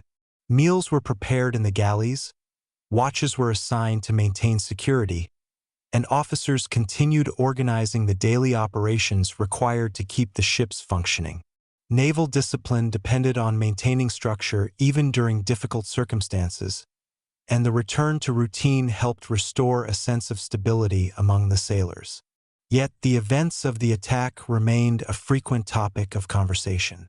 Crew members who had been on duty during the explosions described the moment when the harbor's calm had been broken by the arrival of aircraft and torpedoes. Younger sailors listened carefully to these accounts, absorbing lessons about vigilance and preparedness that would remain with them throughout their service. In addition to repairing the damaged ships, naval authorities also began reviewing the condition of Taranto harbor itself. Defensive installations were inspected to determine how effectively they had performed during the attack. Anti-aircraft batteries were checked and resupplied with ammunition, while searchlight positions were evaluated to see whether their coverage had been sufficient. Some commanders believed that additional guns might be needed to strengthen the harbor's defenses, while others suggested improvements in coordination between ships and shore batteries during nighttime alerts. These discussions reflected the broader effort to understand not only what had happened but how similar attacks might be prevented in the future. As the harbor settled into this period of recovery and analysis, the strategic consequences of the attack began to influence naval planning across the Mediterranean. The Italian fleet had relied heavily on its battleships as instruments of naval strength, capable of confronting enemy forces and protecting maritime routes essential for military operations.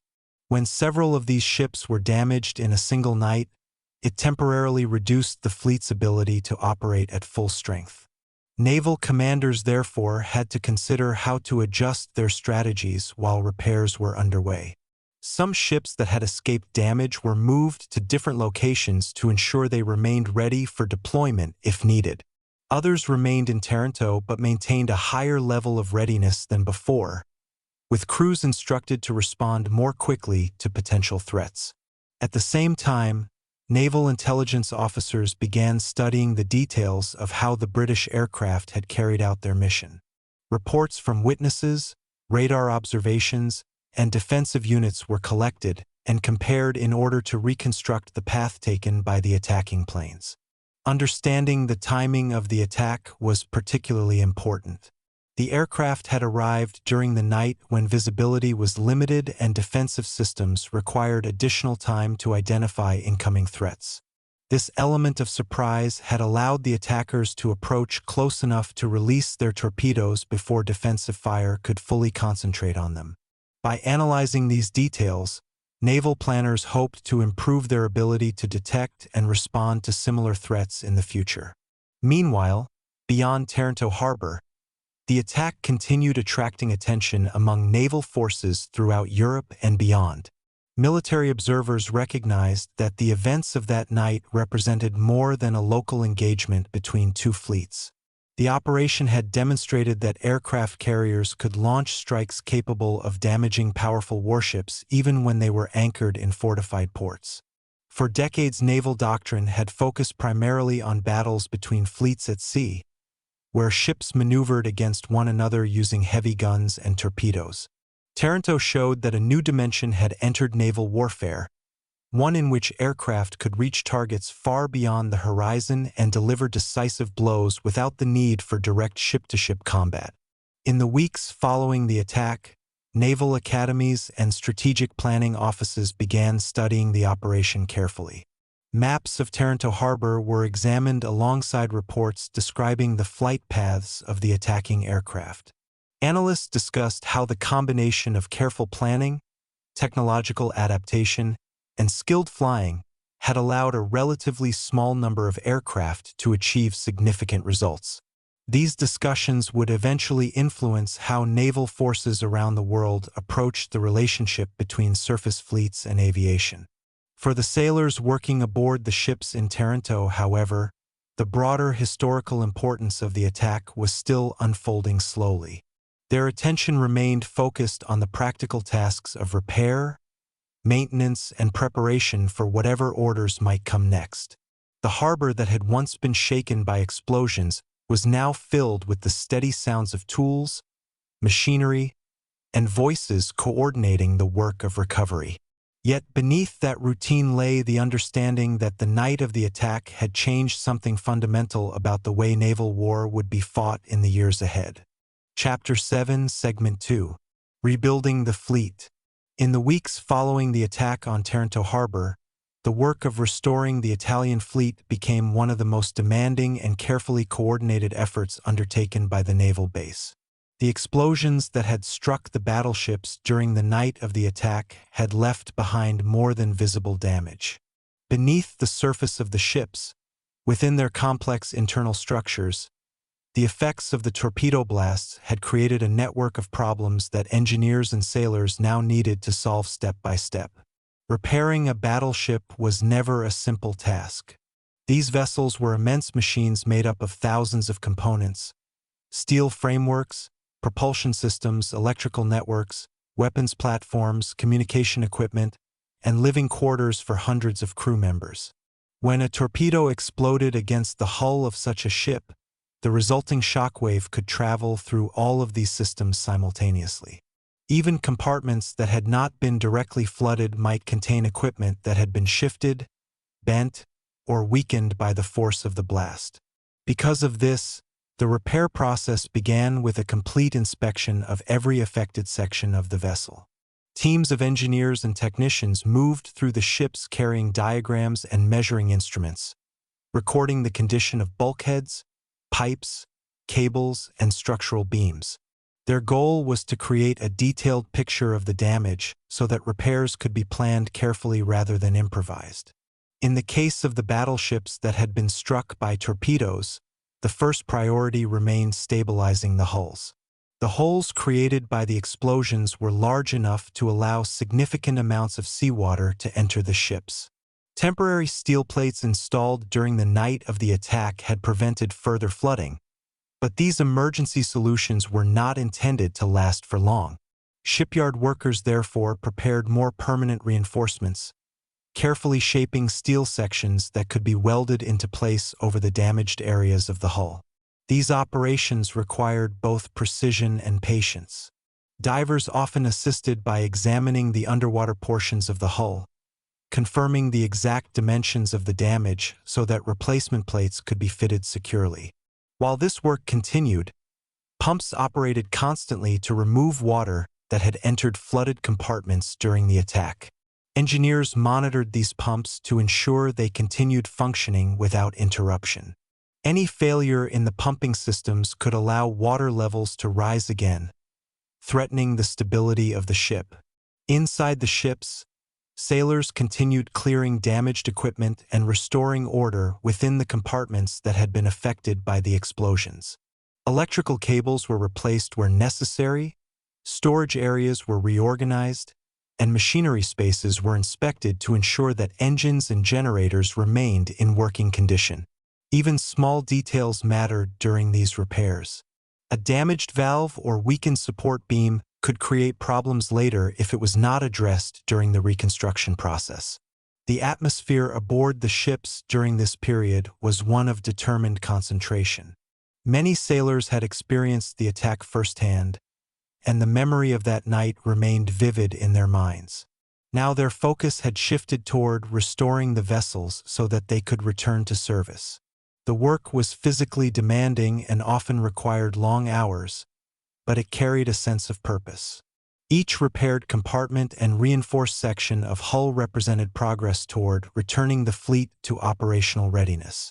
While the technical repairs continued aboard the damaged ships, naval leadership began addressing the broader logistical challenge of how to manage the fleet during this period of reconstruction. Battleships represented a central element of Italy's naval power in the Mediterranean, and their temporary absence from active operations required adjustments in strategic planning.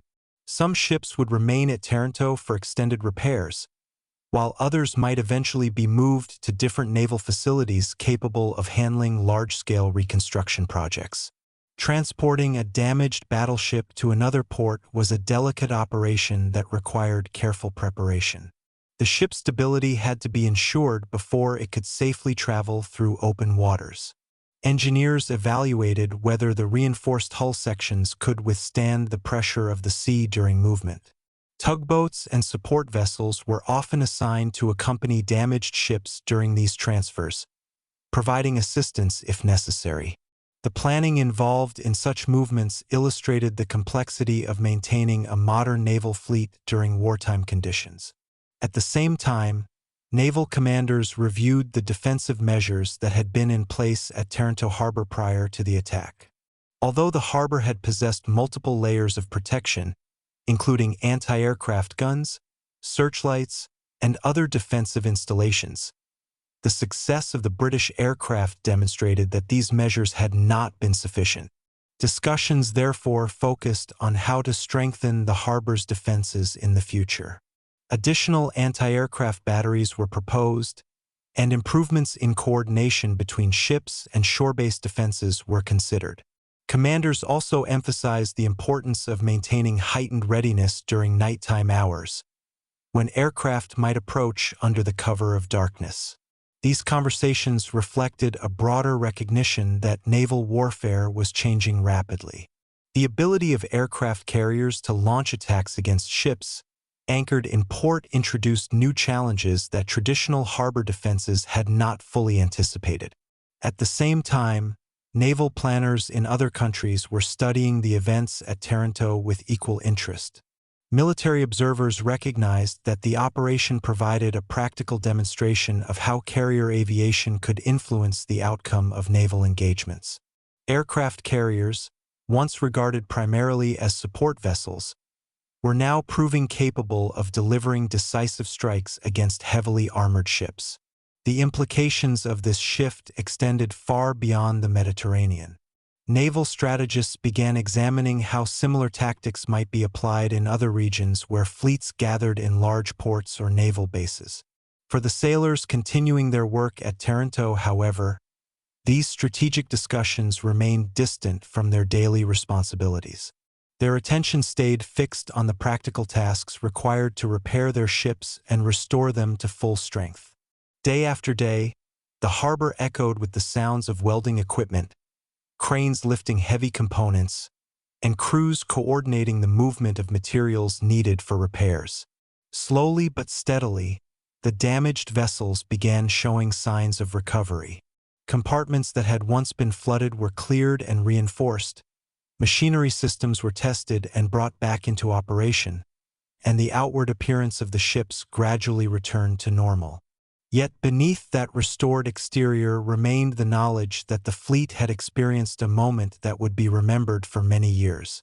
The attack on Taranto had demonstrated that the balance between sea power and air power was shifting in ways that naval commanders around the world would need to understand. For the sailors and engineers working quietly within the harbor, their efforts to rebuild the fleet formed part of the larger story of how navies adapted to the changing realities of modern warfare. Chapter 7, Segment 3. A Harbor That Remembered. As the weeks passed after the attack on Taranto Harbor, the atmosphere within the port slowly shifted from urgent repair operations toward a quieter rhythm of routine naval life. The most critical damage control work had been completed, and the immediate danger to the ships that had been struck during the attack had been brought under control. Pumps that had once operated continuously through the night were now used only occasionally, and the temporary steel reinforcements placed over damaged hull sections had been replaced with stronger structural repairs. Yet even as these technical tasks were completed, the harbor itself seemed to carry a memory of what had occurred. Sailors who moved along the docks and decks of the ships often glanced toward the areas of water where torpedo explosions had erupted during the night of the attack. The calm surface of the harbor gave no sign of those moments now, but the men who had been present remembered the sudden flashes of light and the violent movement of the ships as the blasts struck their hulls. Naval bases often develop their own quiet histories, built from the experiences of the crews who served there. Taranto was no different. Conversations among sailors frequently returned to the events of that November night, especially when new crew members arrived at the base. Those who had witnessed the attack firsthand described the way the harbor's stillness had been broken by the distant sound of aircraft engines approaching from the darkness. They spoke of searchlights suddenly sweeping across the sky and anti-aircraft guns opening fire as the defenders attempted to locate the incoming aircraft. Younger sailors listened carefully to these accounts, absorbing lessons about vigilance and preparedness that would shape their understanding of naval service. Within the Italian Navy, the attack on Taranto had become both a warning and a lesson. Officers responsible for harbor security reviewed defensive procedures with renewed attention. Night watches were strengthened, and additional emphasis was placed on maintaining readiness even during periods that had once been considered relatively quiet. Sailors assigned to anti-aircraft batteries practiced their response to potential air threats more frequently, ensuring that guns could be brought into action quickly if another attack were attempted. These adjustments reflected the recognition that the conditions of naval warfare had changed. Aircraft had demonstrated their ability to reach fleets anchored within major ports, and defending against such threats required new forms of preparation. Meanwhile, work continued aboard the ships that had been damaged during the attack. Although the most urgent repairs had been completed, the process of restoring a battleship to full operational strength required extensive effort. Engineers inspected propulsion systems, tested communication equipment, and ensured that every component of the vessel functioned as intended. Warships were complex machines that depended on the coordinated performance of thousands of parts. Even small mechanical failures could affect a ship's ability to operate effectively at sea. Because of this, naval technicians carried out careful testing procedures before declaring any vessel ready to return to service. Sailors participated in drills designed to confirm that their ships could respond properly during future emergencies. Fire control systems were tested, watertight doors were inspected, and damage control teams practiced the procedures they had carried out during the attack. These exercises served two purposes. They ensured that the ships were fully prepared for combat operations, and they also reinforced the training that sailors relied upon when facing unexpected challenges at sea. While life within Taranto Harbor gradually returned to a steady routine, the broader influence of the attack continued spreading through naval circles around the world. Military planners recognized that the events at Taranto represented more than a localized engagement between two fleets. The operation had revealed how the combination of aircraft carriers, trained aviators, and carefully adapted weapons could threaten even the most powerful ships anchored within defended ports. For decades, naval power had been measured primarily by the size and strength of battleship fleets. These vessels had symbolized national strength and served as the centerpiece of maritime strategy. Taranto demonstrated that the dominance of battleships was no longer guaranteed when aircraft could reach them from great distances. This realization encouraged naval strategists to examine the relationship between ships and aircraft more closely. Aircraft carriers, once considered supporting vessels, were now being recognized as central instruments of naval power capable of delivering decisive strikes. Naval academies began studying the Taranto attack in detail, analyzing the tactics used by the British pilots and the defensive responses of the Italian fleet. The operation became an example used to illustrate how careful planning and innovation could overcome even well-established defensive systems. Engineers paid particular attention to the modifications made to torpedoes that allowed them to function in shallow harbor waters. This technical adjustment had played a crucial role in the success of the attack, demonstrating how adapting existing technology could create entirely new strategic possibilities. Within the Italian Navy, the lessons of Taranto also influenced future planning. Commanders recognized that concentrating many large ships in a single harbor created vulnerabilities that could be exploited by enemy forces. As a result, greater emphasis was placed on dispersing ships among different bases or moving them more frequently to reduce the risk of concentrated attacks. Harbor defenses were strengthened where possible, and discussions about early warning systems capable of detecting incoming aircraft became increasingly important. These changes reflected the process by which military organizations adapt after experiencing unexpected challenges in combat. Yet, despite these strategic debates, the harbor itself eventually settled into a familiar rhythm. Sailors continued carrying out the tasks that defined their daily service, maintaining equipment, standing watch, and preparing ships for deployment whenever orders arrived. The docks of Taranto once again filled with the sounds of tools striking metal, voices coordinating repairs, and the quiet movement of ships entering and leaving the port. To an observer arriving months later, the harbor might appear no different from any other naval base in wartime. But beneath that routine lay the memory of a night when aircraft had transformed the calm waters into a battlefield and altered the way navies around the world understood the future of warfare at sea. Chapter 8, Segment 1. The Changing Nature of Naval Warfare. In the months following the attack on Taranto Harbor, naval strategists across the world began examining the event with growing interest and attention. What had taken place during that single night in November 1940 was more than a successful tactical operation carried out by a small group of aircraft. It represented a moment that revealed how the nature of warfare at sea was evolving. For generations, naval power had been defined primarily by the size and strength of a nation's battleship fleet. Battleships were enormous vessels built to withstand heavy gunfire while delivering devastating attacks against enemy ships from great distances. Their construction required years of planning, vast financial investment, and a highly trained workforce capable of assembling some of the most complex machines ever built for war. Because of their size and power, battleships were often considered the ultimate instruments of naval strength. Fleets were organized around them, and naval bases were designed to protect them while they prepared for operations at sea. Taranto challenged many of these assumptions. A group of aircraft launched from a carrier had managed to reach a fortified harbor and damage several major warships within a short period of time. The attack demonstrated that air power could threaten battleships even when they were not engaged in open naval combat.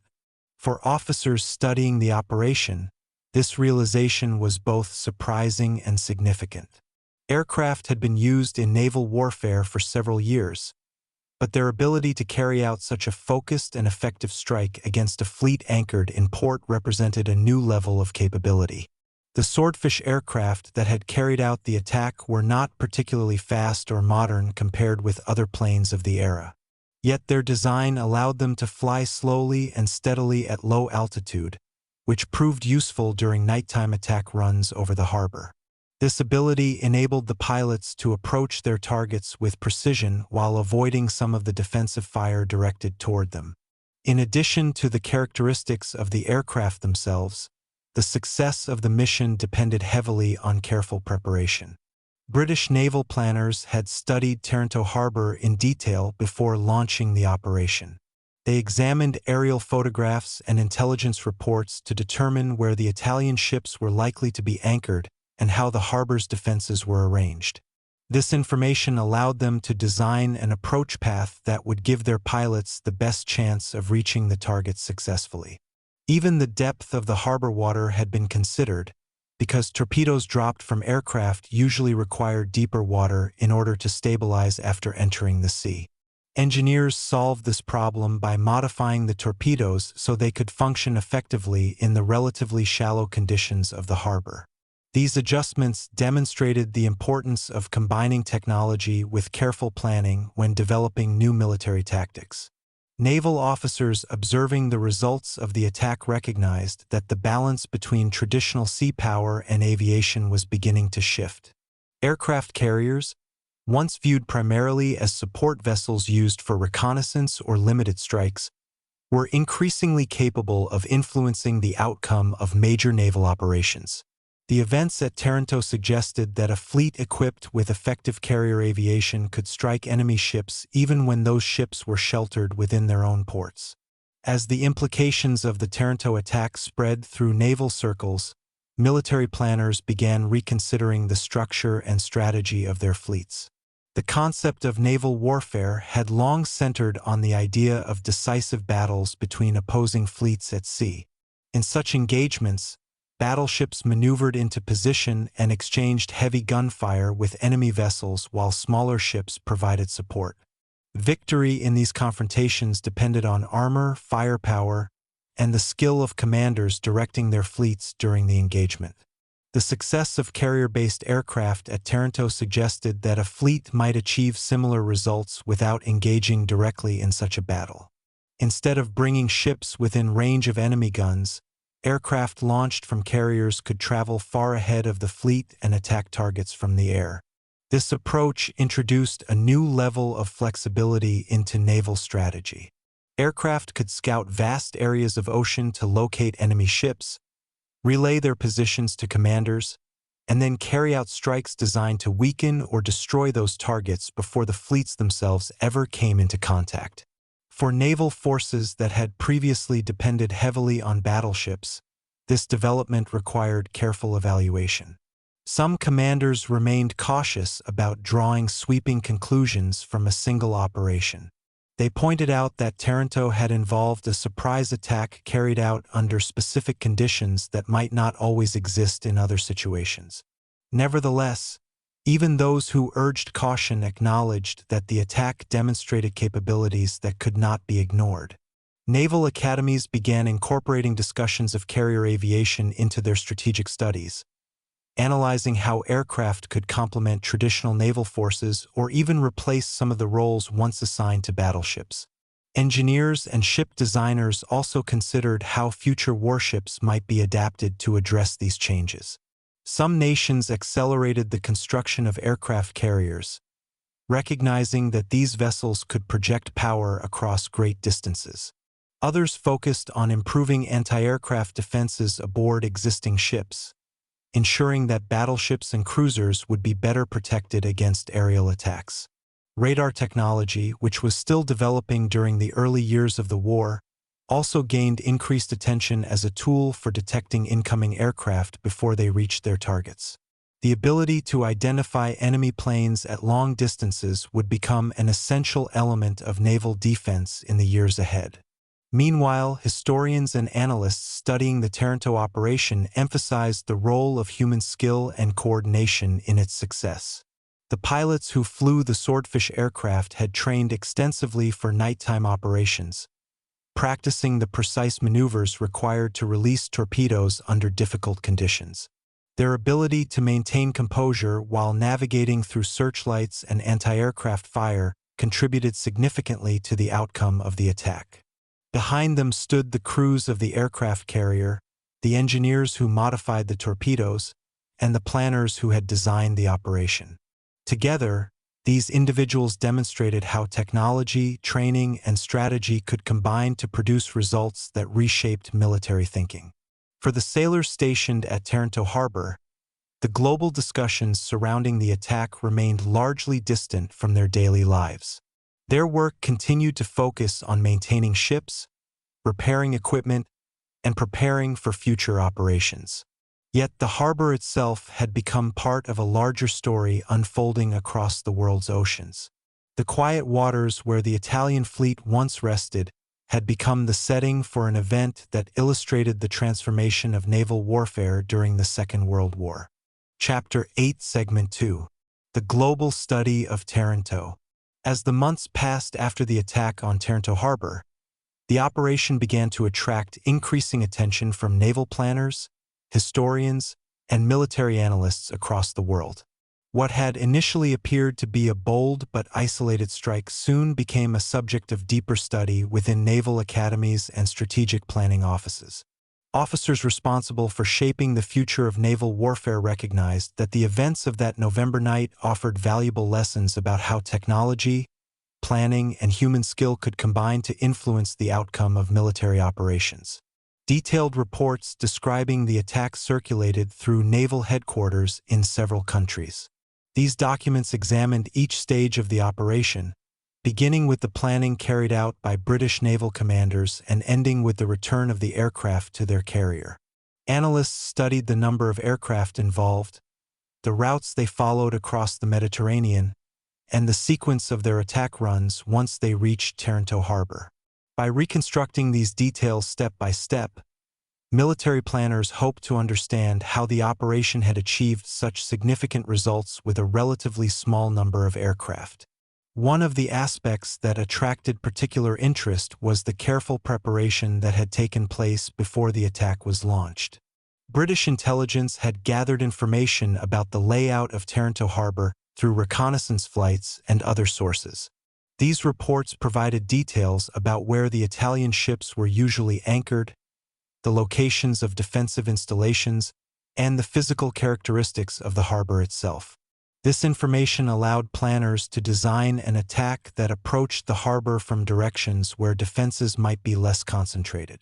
The success of the mission therefore demonstrated the importance of intelligence gathering and detailed planning in modern warfare. Another factor that analysts examined closely was the technical adaptation of the torpedoes used during the operation. Normally, torpedoes dropped from aircraft required deeper water in order to stabilize before striking a target.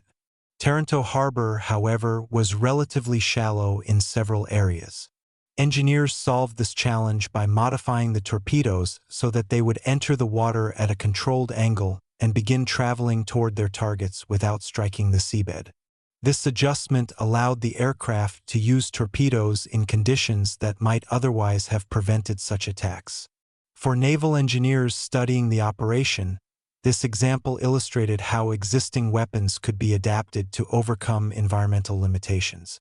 These observations encouraged further experimentation with aerial torpedoes and other weapons capable of striking ships from the air. At the same time, the role of aircraft carriers in the operation attracted widespread discussion. Before the war, aircraft carriers had been viewed by some naval commanders as useful but secondary elements within a fleet dominated by battleships. Taranto demonstrated that carriers could serve as powerful platforms for launching coordinated attacks against enemy forces. Because aircraft carriers could move across the ocean while carrying dozens of aircraft, they allowed fleets to strike targets far beyond the range of traditional naval guns. This mobility gave commanders new options when planning operations at sea, enabling them to reach enemy bases, convoys, and fleets without exposing their own ships to direct confrontation. While naval strategists studied the technical and tactical details of the Taranto operation, the broader implications of the attack continued influencing how nations prepared their fleets for the future. Several navies began increasing their investment in carrier aviation, recognizing that aircraft operating from ships could expand the reach of naval power in ways that traditional surface vessels could not achieve alone. Aircraft carriers became increasingly important as platforms capable of launching reconnaissance missions, protecting fleets from aerial threats, and delivering strikes against enemy ships and coastal installations. This growing emphasis on naval aviation did not mean that battleships immediately lost their importance. Many commanders still believed that heavily armored ships equipped with powerful guns would continue playing a central role in naval warfare. However, the events at Taranto suggested that battleships could no longer operate safely without considering the threat posed by aircraft. As a result, new designs for warships began incorporating stronger anti-aircraft defenses, including improved gun systems and radar equipment capable of detecting incoming aircraft at greater distances.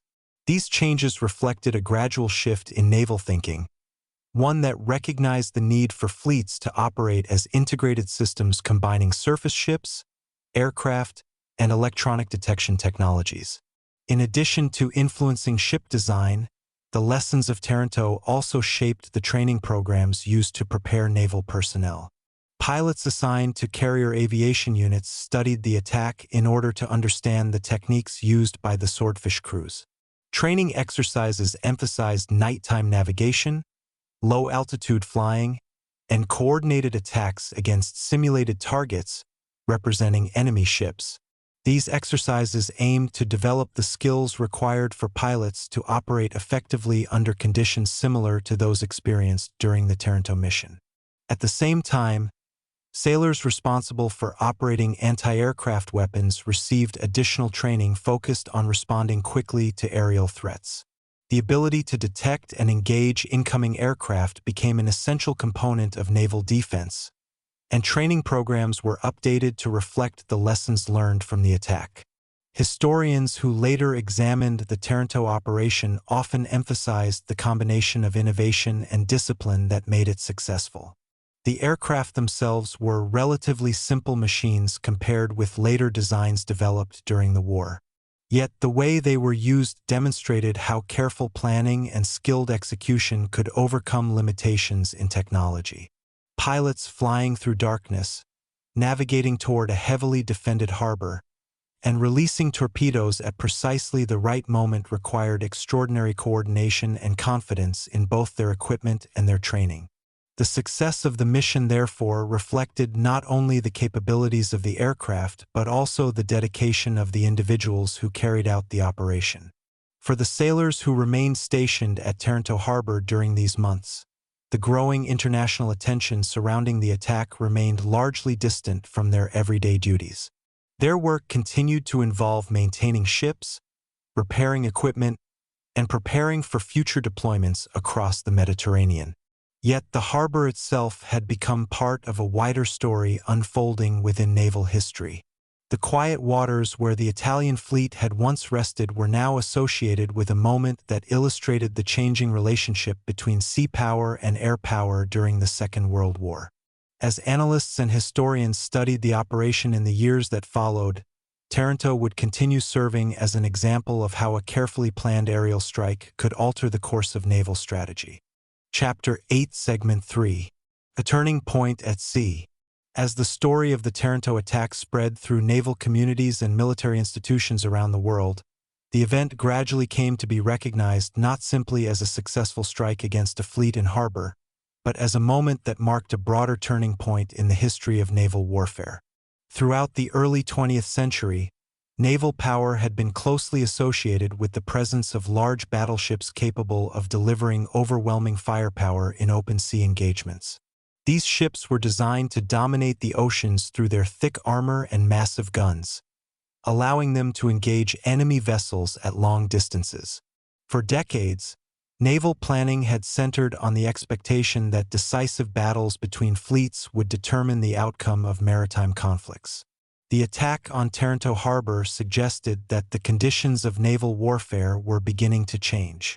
Instead of waiting for enemy fleets to meet in direct combat at sea, aircraft launched from a carrier had demonstrated the ability to strike ships anchored safely within their own base. This shift did not immediately replace the role of battleships, but it introduced a new dimension that commanders could not ignore. Naval officers studying the operation recognized that the reach of aircraft carriers allowed fleets to project power across distances far greater than those covered by traditional naval weapons. Aircraft could scout wide areas of ocean, locate enemy ships, and then deliver torpedo or bombing attacks before those ships ever had the opportunity to engage in battle. In many ways, Taranto illustrated the beginning of a transition in how naval power would be applied during the war years that followed. Analysts examining the details of the attack often emphasized the careful balance between planning, technology, and human skill that made the operation successful. British naval planners had spent considerable time studying the layout of Taranto Harbor, identifying potential weaknesses in its defenses and determining how aircraft might approach their targets under the cover of darkness. Reconnaissance photographs and intelligence reports helped create a detailed understanding of the harbor's geography, including the positions where Italian battleships were most likely to be anchored. This information allowed the planners to develop an attack route that would give the pilots the best chance of reaching their objectives while minimizing exposure to defensive fire. At the same time, engineers and weapons specialists worked to ensure that the torpedoes used in the operation could function effectively in the harbor's relatively shallow waters. These modifications demonstrated how technical innovation could solve challenges that might otherwise prevent an operation from succeeding. The pilots who carried out the mission represented another essential part of the equation. Flying a slow biplane aircraft through darkness toward a defended harbor required not only technical skill but also a high degree of concentration and composure. The Swordfish aircraft were capable of stable flight at low speeds, which allowed pilots to maintain precise control while approaching their targets. Even so, navigating through searchlights and anti-aircraft fire demanded careful coordination between the pilot, the observer responsible for navigation, and the rear gunner who monitored potential threats. Each member of the crew played a role in ensuring that the aircraft reached the correct position to release its torpedo before turning away from the harbor. These moments, carried out quietly in the darkness above Taranto, would later be studied as examples of how teamwork and preparation could influence the outcome of complex military operations. Beyond the immediate military consequences, the Taranto attack also contributed to a broader reevaluation of naval doctrine among many of the world's maritime powers. In the years leading up to the Second World War, nations with strong naval traditions had invested enormous resources in constructing battleships and developing strategies centered around fleet engagements. Aircraft carriers were part of these fleets, but their potential had not yet been fully realized. Taranto demonstrated that carriers could serve not merely as support vessels but as central elements capable of delivering decisive blows against enemy forces. The operation showed that aircraft launched from a carrier could travel hundreds of kilometers, locate targets, and strike them with precision before returning safely to their ship. This ability fundamentally expanded the range and flexibility of naval operations. Naval academies began incorporating detailed studies of the Taranto attack into their training programs. Officers analyzing the operation focused on several key aspects that contributed to its success. One of these was the importance of surprise.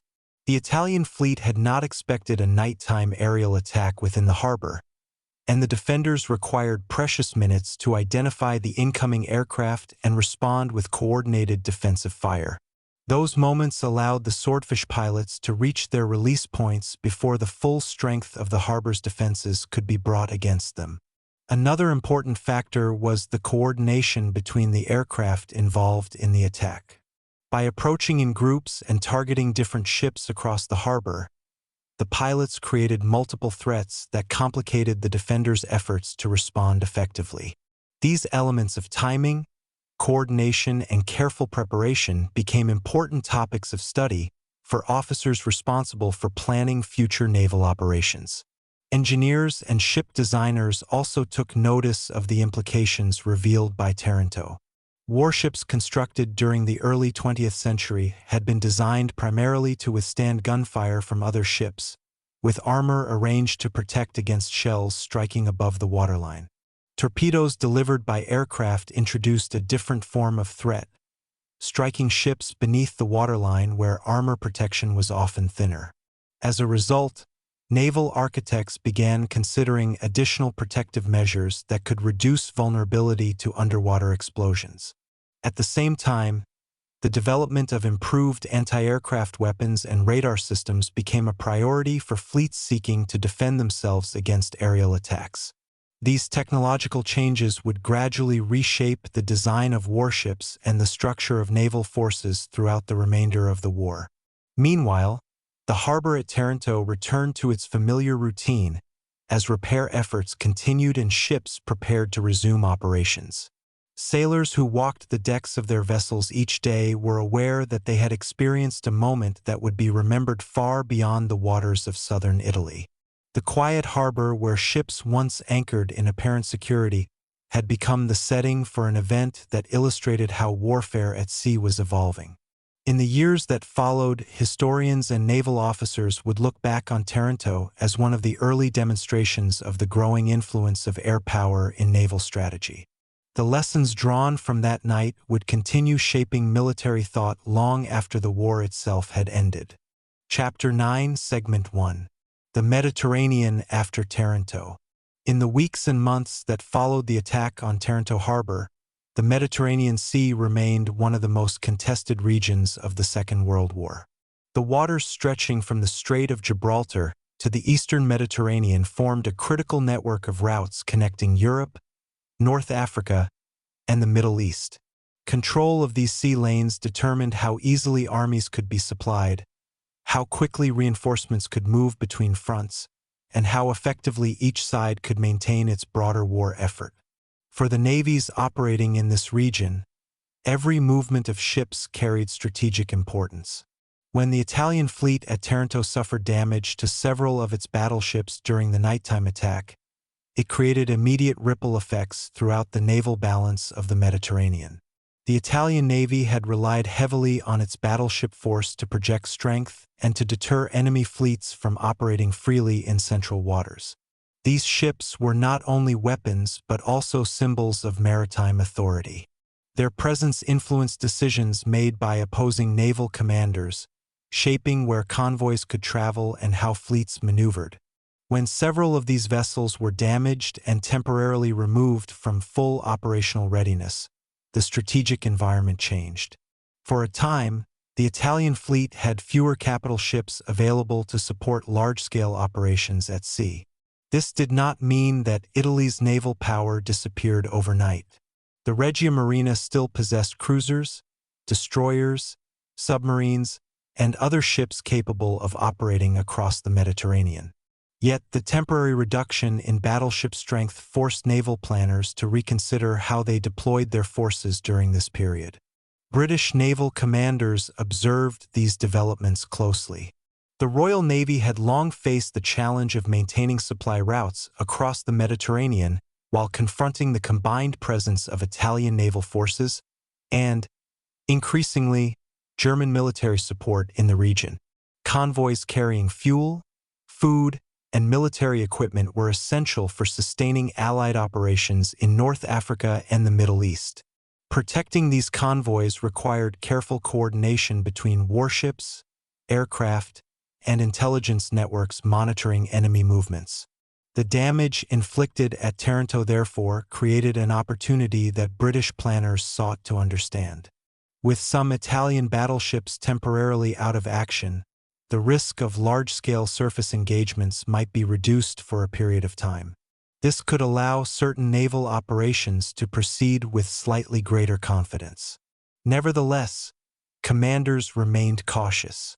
War at sea rarely allowed for simple conclusions, and the Mediterranean remained a complex environment shaped by geography, weather, and the presence of multiple naval forces operating simultaneously.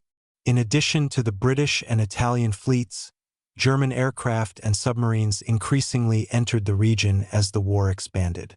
These forces created additional challenges for ships moving through the Mediterranean, especially convoys attempting to reach distant ports under constant threat from both air and sea. The lessons of Taranto therefore influenced strategic thinking without eliminating the dangers faced by ships operating in those waters. For the sailors aboard vessels stationed in Taranto harbor during this period, The broader strategic shifts unfolding across the Mediterranean were felt indirectly through changes in orders and readiness levels. Ships undergoing repair continued their work with urgency, while vessels still capable of operating at sea maintained a heightened state of preparedness. Training exercises became more frequent as crews practiced anti-aircraft defense and damage control procedures. The attack had reminded everyone in the fleet that unexpected threats could appear even in places once considered secure. As a result, vigilance became a defining feature of daily naval life in the months that followed. While strategic calculations continued among naval commanders, the story of Taranto also began influencing how the war at sea was understood by observers outside the immediate theater of operations. Newspapers, military journals, and government reports gradually shared details of the attack with wider audiences. Although wartime censorship limited the release of certain information, enough accounts circulated to make clear that a significant naval event had taken place in the Mediterranean. Readers learned that aircraft launched from a carrier had succeeded in damaging major warships within a fortified harbor, a concept that captured attention even among those far removed from naval service. For military analysts and historians, the Taranto attack offered an example of how innovation and careful planning could reshape the expectations of warfare. The operation combined several elements that had previously been tested only in limited ways. Aircraft carriers provided mobility, allowing a fleet to launch aircraft hundreds of kilometers from their targets. Torpedoes adapted for shallow water allowed pilots to strike ships anchored within a harbor environment. Nighttime navigation reduced the effectiveness of defensive systems designed primarily for daylight engagement. When these elements were brought together within a single operation, the result demonstrated a new form of maritime strike capability. As a result, Taranto became a subject of study not only within naval academies but also among military planners examining the future of warfare in general. The attack suggested that technological innovation could create opportunities for smaller forces to achieve results that once required massive fleets. This realization encouraged further research into how aircraft, ships, and emerging technologies could work together as integrated systems during wartime operations. Engineers continued refining torpedo designs, improving aircraft navigation equipment, and developing radar systems capable of detecting incoming aircraft at greater distances. These advancements gradually changed the way fleets prepared for combat during the remainder of the war. Yet amid these developments, Taranto Harbor itself returned to its familiar role as a naval base supporting ships and sailors engaged in the ongoing conflict. Repair crews continued restoring damaged vessels, dockworkers managed the movement of supplies and equipment, and sailors carried out the daily duties required to maintain readiness for future missions. The quiet surface of the harbor once again reflected the routine activity of a port supporting a fleet at war. But beneath that routine remained the knowledge that the events of November 1940 had revealed something important about the future of naval warfare. Aircraft had shown that they could reach ships even in the supposed safety of a harbor, and this realization would continue shaping naval strategy long after the ships damaged at Taranto had returned to service. Chapter 9, Segment 2. The World Studies Taranto. As the months passed after the attack on Taranto Harbor, the event gradually moved beyond the immediate concerns of sailors and commanders in the Mediterranean and began to attract attention among military observers across the world.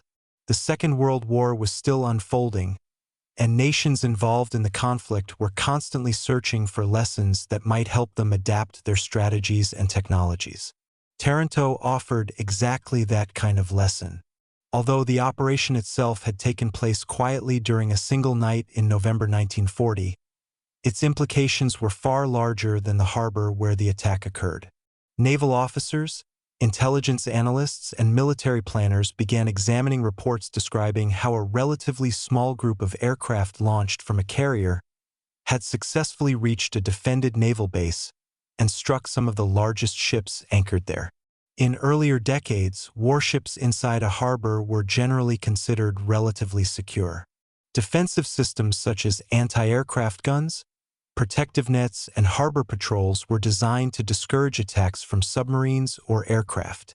Yet Taranto showed that determined planners could still find ways to overcome these barriers through careful preparation and surprise. This realization sparked intense discussions within naval circles about the future balance between traditional surface fleets and the growing capabilities of naval aviation. The attack demonstrated that aircraft carriers were not simply auxiliary ships supporting battleships. Instead, carriers could become central platforms capable of launching decisive strikes against enemy forces even when those forces remained inside their own ports.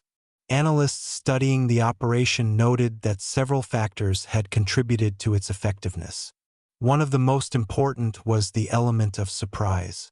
The Italian defenders had not expected a large-scale nighttime aerial attack against the harbor, which meant that their defensive response required valuable time to organize. Searchlights illuminated the sky, anti-aircraft guns opened fire, and crews rushed to battle stations aboard the ships anchored in the harbor. But by the time these defenses were fully active, many of the British aircraft had already reached their attack positions. This brief window of confusion allowed the pilots to release their torpedoes and bombs before turning away into the darkness. Another critical factor involved the detailed reconnaissance carried out before the operation. Photographs taken by reconnaissance aircraft helped British planners understand the layout of the harbor, the positions of the ships, and the likely paths aircraft could follow during the attack. With this information, planners could design flight routes that minimized risk while guiding the pilots directly toward their targets. The careful study of these reconnaissance images represented an early example of how intelligence gathering and operational planning work together to shape modern military operations. Observers studying Taranto also recognized the role played by the aircraft themselves. The Fairey Swordfish biplanes used in the attack were not fast by the standards of modern aircraft, but their stability and ability to operate from carriers made them well suited for the mission. Flying slowly at low altitude allowed the pilots to approach their targets with precision, giving them the opportunity to release torpedoes under conditions where accuracy mattered more than speed. The crews of these aircraft worked in close coordination, with the pilot controlling the aircraft, the observer assisting with navigation, and the rear gunner scanning the sky for threats. Each member of the crew contributed to the success of the mission, demonstrating how teamwork and preparation could transform even relatively simple aircraft into effective tools of naval warfare. While military planners analyzed the tactical lessons of Taranto, the broader implications of the attack continued spreading through naval institutions around the world. Warships had long been designed primarily to confront threats from other ships. Their armor protected them from artillery shells, and their large guns allowed them to engage opponents at long distances across open water. Aircraft introduced a different kind of threat entirely. Instead of approaching from the horizon like a surface fleet, aircraft could arrive from the sky, often appearing suddenly and striking ships in ways that traditional defenses were not designed to counter. Taranto illustrated this shift in dramatic fashion. Ships anchored in a harbor that seemed well defended had still become vulnerable once aircraft carrying torpedoes entered the area. For naval architects and engineers, this raised new questions about how warships should be constructed. Designers began examining ways to improve underwater protection against torpedo explosions, strengthen anti-aircraft weaponry, and develop radar systems capable of detecting incoming aircraft earlier. These technological adjustments reflected a growing awareness that naval warfare was evolving rapidly during the early years of the war. Commanders responsible for fleet operations also reconsidered how ships should be deployed in the presence of aircraft carriers. Instead of concentrating all major ships within a single harbor, some planners suggested dispersing fleets across multiple locations to reduce vulnerability to surprise attacks. Others emphasized the importance of maintaining strong aerial reconnaissance to detect enemy carriers before they could launch their aircraft. These discussions did not immediately transform naval doctrine, but they gradually influenced how fleets prepared for future battles at sea. Taranto therefore became more than an isolated success. It served as an early indicator of how air power might shape the course of naval warfare throughout the rest of the conflict. The lessons drawn from that night were studied carefully by officers who would soon command fleets across oceans and seas around the world. Yet even as these strategic discussions unfolded, the harbor of Taranto continued functioning as a working naval base. Damaged ships were repaired, sailors resumed their routines, and new defensive measures were installed to reduce the risk of another surprise attack. Anti-aircraft positions were strengthened, observation posts expanded, and patrols increased along the approaches to the harbor. The Italian Navy remained determined to maintain its presence in the Mediterranean despite the setbacks it had experienced. For the sailors stationed there, life moved forward with a mixture of routine and vigilance. The events of November 1940 had shown that even a quiet harbor could suddenly become the stage for a dramatic moment in history. And although the war continued far beyond the shores of Taranto, the memory of that night remained an enduring reminder that innovation, preparation, and courage could reshape the balance of power on the sea. Chapter 9, Segment 3. A Quiet Harbor, a Lasting Legacy. In the months following the attack on Taranto Harbor, the Mediterranean slowly settled back into the rhythm of wartime routine, yet the memory of that night continued to echo through naval headquarters, training academies, and the quiet conversations of sailors stationed across distant ports. The harbor itself, which had once been filled with the sudden flashes of explosions and the roar of anti-aircraft fire, gradually returned to a calmer appearance. Ships once again rested at anchor, their hulls reflecting faint ripples in the water as maintenance crews moved along the decks carrying out repairs and routine duties. But beneath this surface of normalcy, something had changed in the way naval commanders and strategists thought about the future of warfare at sea. Taranto had demonstrated, in a single carefully planned strike, that even the most powerful fleets could be vulnerable in ways previously underestimated. For generations, the image of naval dominance had been defined by massive battleships, floating fortresses of steel whose armor and guns symbolized national power. These vessels were constructed with the expectation that the decisive battles of war would occur between fleets meeting in open water, each side maneuvering for advantage while exchanging artillery fire across the sea. Yet the events at Taranto suggested that the nature of naval conflict was evolving. Aircraft launched from a carrier hundreds of kilometers away had approached quietly in the darkness and delivered torpedo strikes against ships that had not even left their harbor. It was a moment that forced many naval thinkers to reconsider long-standing assumptions about security, distance, and the reach of modern weapons. Officers studying the attack often focused on the combination of preparation and coordination that made the operation possible. Months of intelligence gathering had provided British planners with a clear understanding of the harbor's layout and the positions where Italian warships were most likely to anchor. Reconnaissance flights had captured photographs that allowed analysts to examine every corner of the harbor, identifying defensive positions and estimating where protective nets might be placed. From these details, planners created an attack strategy designed to exploit the narrow window of surprise that nighttime conditions could provide. Pilots would approach at low altitude, navigating carefully across the dark waters until the shapes of the anchored ships appeared ahead. Torpedoes would then be released in shallow water conditions that earlier naval engineers had believed impossible. The fact that these torpedoes worked effectively within the harbor demonstrated how technical innovation could reshape what was once considered feasible in naval warfare. As these lessons circulated through military circles, Taranto gradually took on a symbolic role in discussions about the changing balance between ships and aircraft. The aircraft carrier, once viewed by some naval officers as a supporting vessel rather than the centerpiece of a fleet, now appeared capable of delivering decisive blows against enemy forces far beyond the range of traditional naval guns. Carriers provided mobility, allowing aircraft to be launched from locations where enemy defenses were weakest. At the same time, they introduced an entirely new dimension to naval strategy, where control of the skies above the sea could determine the outcome of battles long before opposing ships came within sight of each other. While naval strategists debated the implications of Taranto, sailors across the Mediterranean continued their daily work amid the uncertainties of wartime. Convoys still crossed the sea carrying fuel, food, and equipment needed by armies fighting on distant fronts.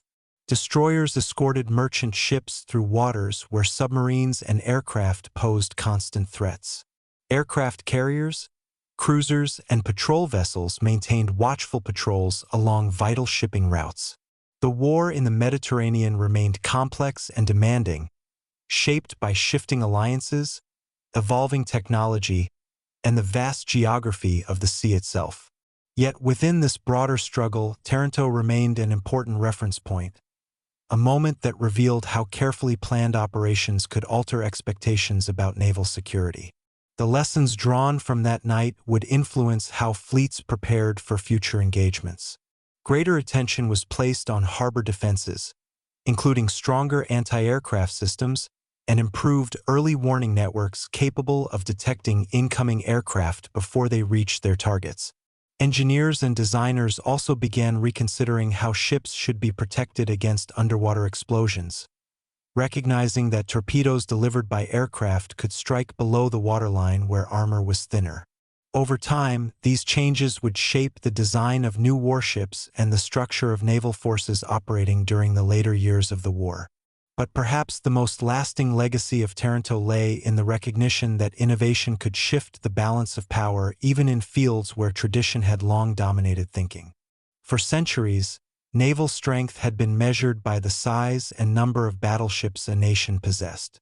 After Taranto, it became increasingly clear that the ability to deploy aircraft effectively could be just as important, if not more so. Aircraft carriers allowed fleets to extend their reach across enormous distances, launching reconnaissance missions, protecting convoys, and striking enemy forces with speed and precision. This realization would shape naval strategy not only during the remainder of the Second World War but also in the decades that followed. Today, when historians look back on the night of the Taranto raid, they often describe it as one of the early moments when the age of the aircraft carrier truly began to emerge. The harbor that once appeared to offer safe refuge for powerful battleships had instead become the setting for a demonstration of how air power could reshape warfare at sea. And although the ships anchored there would eventually return to service, repaired and refitted, the strategic lesson of that night could never be undone.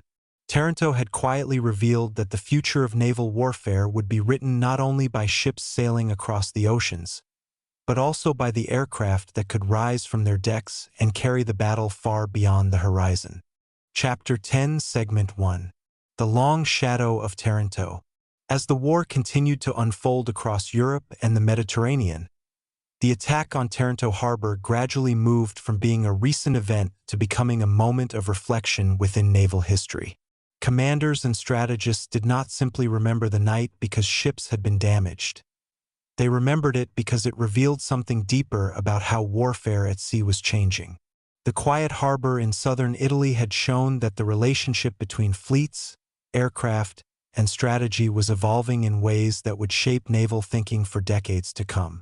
For centuries, maritime power had been defined largely by fleets of surface ships. Nations invested enormous resources into building battleships whose massive guns and heavy armor represented both technological achievement and national pride. These ships were expected to meet their rivals in dramatic confrontations across the open ocean, exchanging fire until one side achieved decisive victory. Naval academies around the world taught officers how to maneuver fleets into advantageous positions for these engagements, and entire generations of sailors trained under the assumption that the battleship was the central instrument of naval warfare. Taranto did not immediately end that belief, but it introduced a powerful question into the discussion. If aircraft launched from a carrier could strike ships safely anchored within their own harbor, What did that mean for the future of fleets built around large surface vessels? The attack demonstrated that distance and mobility could play a greater role in naval conflict than previously imagined. Aircraft carriers allowed fleets to project power far beyond the reach of traditional naval guns. A carrier positioned hundreds of kilometers away could launch aircraft that traveled through darkness or clouds, approaching enemy ships before those ships had even detected the threat. This ability to strike from afar created a new layer of strategy that commanders needed to consider. Instead of focusing only on the movements of surface fleets, naval planners now had to track the location of enemy carriers and the aircraft they could launch. This shift required new forms of intelligence gathering and reconnaissance. Aircraft patrolling vast stretches of ocean searched for signs of enemy fleets, while radar systems began to play an increasingly important role in detecting approaching aircraft long before they appeared visually. The lessons of Taranto also emphasized the importance of coordination between different branches of military capability. The success of the attack had not depended solely on the bravery of the pilots flying the Swordfish aircraft. It was the result of a carefully coordinated effort involving reconnaissance teams, intelligence analysts, engineers modifying torpedoes, and naval officers planning the approach routes that the aircraft would follow. Each part of this system contributed to the final outcome. Without accurate reconnaissance photographs, the planners would not have known where the Italian battleships were anchored. Without technical adjustments to the torpedoes, the weapons might have failed in the shallow waters of the harbor. And without the discipline and training of the pilots and crews, the aircraft might not have reached their targets under the pressure of defensive fire. Taranto therefore became an example of how modern warfare increasingly depended on the integration of many different skills and technologies working together. Naval officers studying the attack often described it as a demonstration of how preparation and innovation could overcome seemingly strong defenses. The harbor at Taranto had possessed anti-aircraft guns, defensive nets, and patrol systems designed to protect the fleet anchored there. Yet the attackers had found a way to exploit gaps in these defenses through careful planning and timing. The result was a reminder that security in wartime was rarely absolute. Even strong defenses required constant adaptation, because new technologies and tactics could change the balance between offense and defense in unexpected ways. While these strategic lessons circulated through military institutions, the broader significance of Taranto slowly entered the historical record as scholars and observers began documenting the events of the war. Reports written during the conflict were often limited by censorship and the urgency of wartime communication. However, as time passed, historians gained access to additional records, allowing them to reconstruct the sequence of planning, preparation, and execution that led to the attack. These studies revealed not only the technical details of the operation but also the human decisions that shaped its outcome. The officers responsible for planning the raid had faced considerable uncertainty. They needed to estimate the strength of the harbor's defenses, determine whether torpedoes could operate effectively in shallow water, and decide how many aircraft would be required to strike multiple targets within a limited window of time. Each of these decisions involved risk.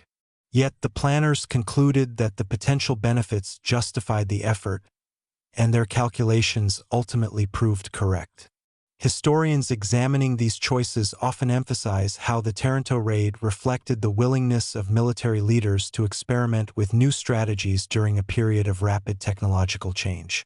At the same time, the operation demonstrated that innovation alone was not enough to guarantee success. The courage and professionalism of the pilots and crews who carried out the mission were essential components of the outcome. Flying slow biplane aircraft toward a defended harbor at night required a level of concentration and discipline that cannot easily be measured in technical terms. Each crew member needed to remain focused on their role while navigating through darkness, identifying their targets, and releasing their weapons with precision. Their actions formed the final link in a long chain of planning and preparation that began months earlier. In this sense, Taranto represented both a technological and a human story, a moment where innovation, strategy, and individual skill combined to shape a significant event in naval warfare. The long-term influence of the attack would extend far beyond the Mediterranean. Naval forces around the world began studying the implications of carrier-based aviation more closely, leading to increased investment in aircraft carriers and naval aviation programs. Engineers worked to improve aircraft range, navigation systems, and torpedo technology, while ship designers focused on enhancing anti-aircraft defenses and damage control capabilities. These developments reflected the recognition that future naval conflicts would likely involve aircraft playing a central role in determining the outcome of battles at sea. Taranto had not been the largest naval battle of the war, nor had it destroyed an entire fleet. Yet its significance lay in the clarity with which it revealed the emerging relationship between ships and aircraft. By demonstrating that a carrier-launched strike could cripple powerful warships within their own harbor, the attack reshaped how naval strategists understood the possibilities of maritime warfare. And as the war moved forward into new theaters and new battles, the lessons of that quiet night in Taranto Harbor would continue influencing the decisions of commanders far beyond the shores of Italy. Chapter 10, Segment 2. The Sailors, the Silence, and the Memory of Taranto. As the war gradually moved beyond the Mediterranean and the world's attention shifted to other battles unfolding across Europe, Africa, and the Pacific, Taranto slowly faded from the immediate headlines of wartime reporting. Yet for the sailors who had been present in the harbor that night, and for those who had flown above it in fragile aircraft, the memory of the attack remained vivid long after the searchlights were extinguished and the damaged ships were repaired. Naval warfare often produces moments that appear sudden and dramatic when viewed from a distance, but those moments are experienced very differently by the individuals who live through them. For the crews aboard the Italian battleships anchored in Taranto Harbor, the night had begun quietly, much like any other evening during wartime service. The harbor was calm, and most sailors expected only the usual routines of watchkeeping and maintenance that defined life aboard a warship at anchor. Some crew members stood guard along the decks, monitoring the dark horizon for signs of movement. Others rested below deck, preparing for the next day's duties. The ships themselves were silent except for the gentle sounds of machinery operating within their hulls and the faint movement of water against steel. Then, in the distance, unfamiliar engine sounds began to break the stillness of the night. At first, they were difficult to identify. The Mediterranean sky was dark, and the aircraft approaching the harbor flew low enough that they blended into the night air. Only when the searchlights suddenly swept upward did the shapes of the attacking planes become visible. In those moments, confusion and urgency spread quickly across the harbor. Alarms sounded aboard the ships, calling sailors to their battle stations. Anti-aircraft guns began firing as crews attempted to locate the incoming aircraft moving swiftly across the sky. From the decks of the battleships, sailors watched the biplanes descend toward the water, releasing torpedoes that slipped beneath the surface before racing toward their targets. The explosions that followed were sudden and powerful, sending columns of water and smoke into the air. Inside the ships, crews rushed to contain flooding and assess damage as officers organized emergency responses. The attack lasted only a short time, but those minutes left a lasting impression on everyone present. Meanwhile, far above the harbor, the crews of the Swordfish aircraft experienced the same night from an entirely different perspective. Flying through darkness toward a defended naval base required precise navigation and steady concentration. Each pilot relied on instruments, maps, and the guidance of observers sitting beside them in the open cockpits. As the aircraft approached the harbor, the glow of searchlights and the flashes of anti-aircraft fire illuminated the sky. For the pilots, these bursts of light revealed the scale of the fleet below them. Large warships anchored in neat rows across the harbor's calm waters. Each crew had been assigned a specific target and approach route during the planning stages of the mission. Now they followed those instructions carefully, descending toward the water to release their torpedoes. The slow speed of the Swordfish aircraft allowed the pilots to maintain control even at low altitude, giving them the opportunity to aim their weapons with accuracy. Yet this slow speed also meant that the aircraft were exposed to defensive fire for longer periods of time.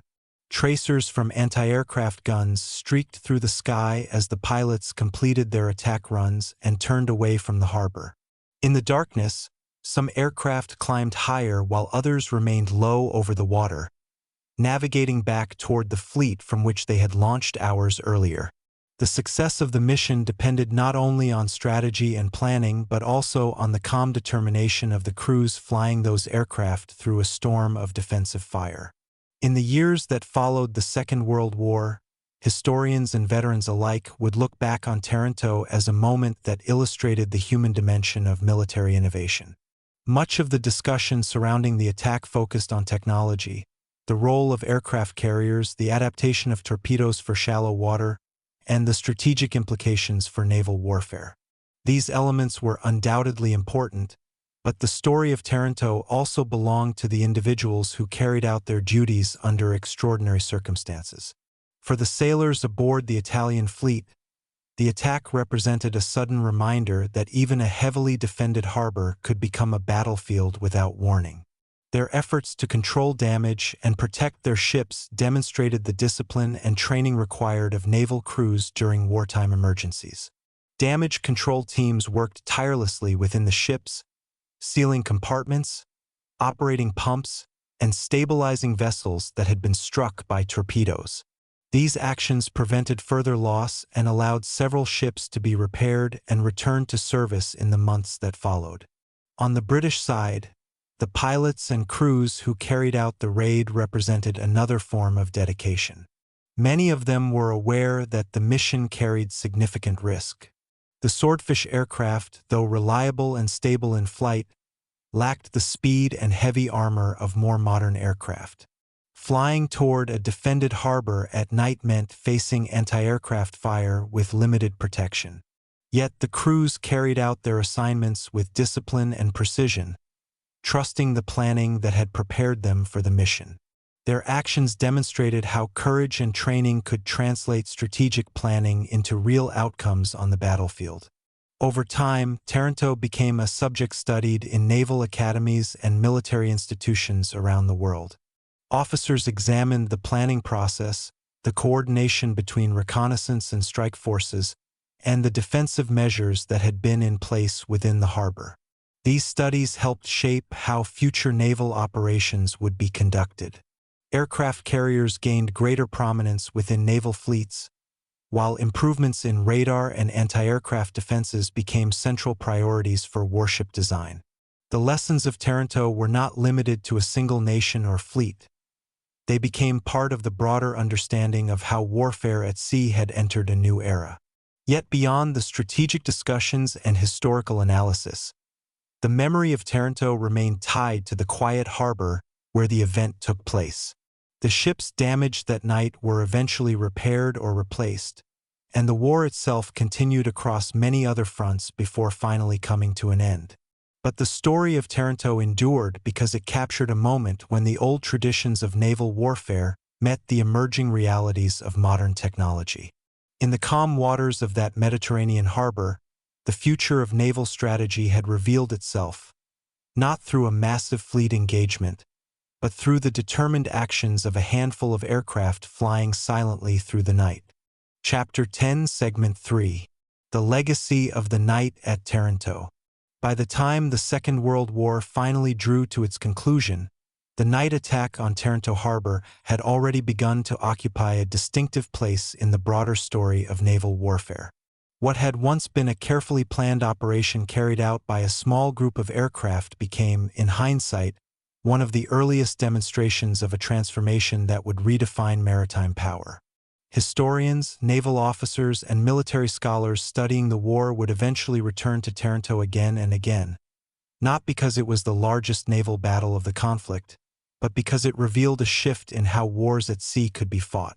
The harbor itself, located along the southern coast of Italy, had long served as a vital base for the Italian fleet. Its calm waters and extensive dock facilities made it an ideal location for maintaining battleships and other large warships. For years before the war, ships had entered and departed the harbor as part of routine naval operations. Sailors trained aboard their vessels, engineers conducted repairs, and commanders planned future missions from offices overlooking the quiet water. Yet, on that November night in 1940, the harbor unexpectedly became the stage for an event that would echo far beyond its shores. When the British aircraft approached Taranto harbor under cover of darkness, they carried with them not only torpedoes and bombs, but also a new concept of naval warfare. Aircraft carriers had existed for years, and their potential had been discussed among naval strategists. However, many officers still viewed them primarily as support vessels, useful for reconnaissance and for protecting fleets from enemy aircraft, but not necessarily capable of delivering decisive blows against powerful warships. The Taranto attack challenged that assumption in dramatic fashion. The ability of carrier-launched aircraft to penetrate a defended harbor and damage multiple battleships suggested that the relationship between ships and aircraft was changing rapidly. Naval strategists began to recognize that control of the air above the sea could determine the outcome of naval engagements even before fleets came within sight of one another. For centuries, naval battles had often unfolded through visible confrontations between ships exchanging artillery fire across open water. The attack on Taranto revealed that the decisive moment of a battle might now occur far from the ships themselves, carried out by aircraft operating hundreds of kilometers away. This realization gradually reshaped naval doctrine around the world. Aircraft carriers gained increasing importance within naval fleets, and new generations of naval aircraft were designed to travel farther, carry heavier weapons, and operate effectively from the decks of moving ships. Meanwhile, traditional battleships began to lose their central role in naval planning. They remained powerful vessels capable of delivering devastating firepower, but their vulnerability to aerial attack meant that they could no longer dominate naval warfare in the same way they had during earlier decades. The transformation that Taranto hinted at would become even clearer as the war progressed, particularly in the Pacific Ocean where large carrier battles eventually replaced traditional fleet engagements. Although the technological and strategic consequences of Taranto became widely recognized over time, the story of that night also carried a quieter and more human dimension.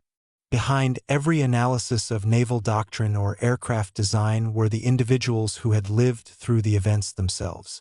Sailors aboard the Italian battleships experienced the attack as a sudden and frightening interruption to what had been an ordinary night in harbor. Pilots and aircrew flying the Swordfish aircraft approached the harbor knowing that their mission would expose them to intense defensive fire.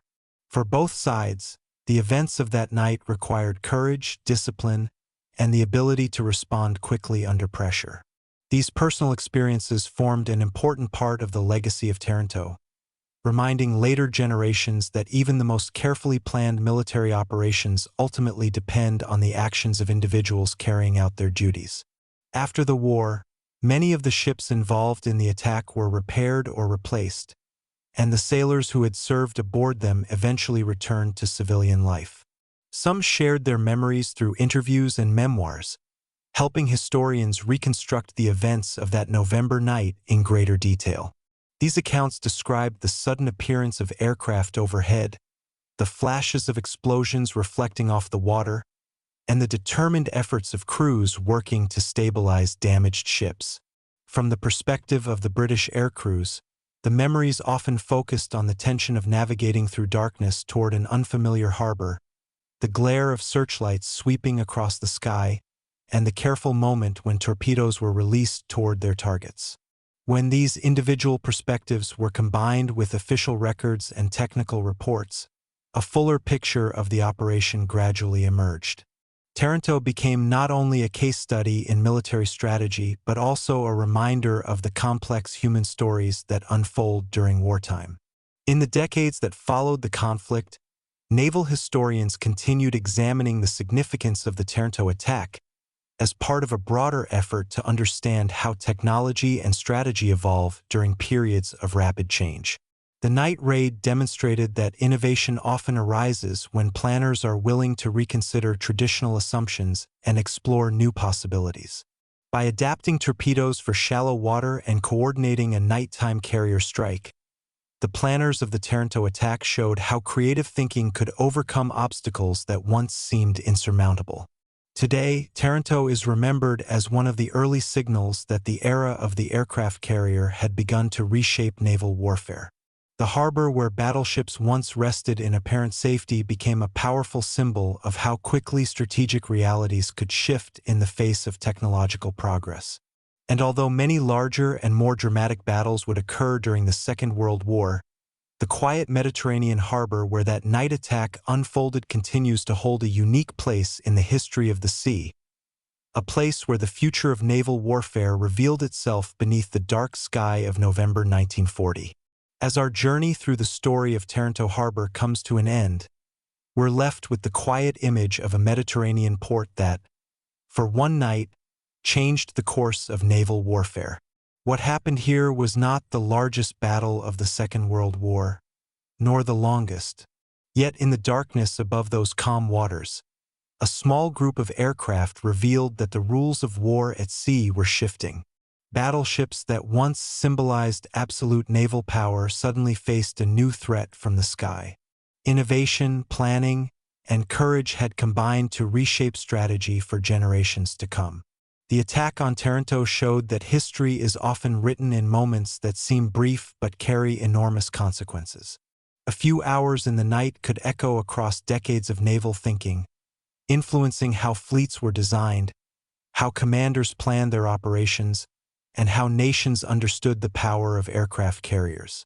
And even today, when historians study the transformation of naval warfare, the quiet harbor of Taranto remains one of the places where that transformation truly began. Thank you for joining this deep exploration into one of the most fascinating moments of World War II naval history. If you enjoyed this documentary and want to continue discovering more hidden stories from history, don't forget to subscribe to the channel and support the journey. There are many more stories waiting to be told. Until the next episode, thank you for watching.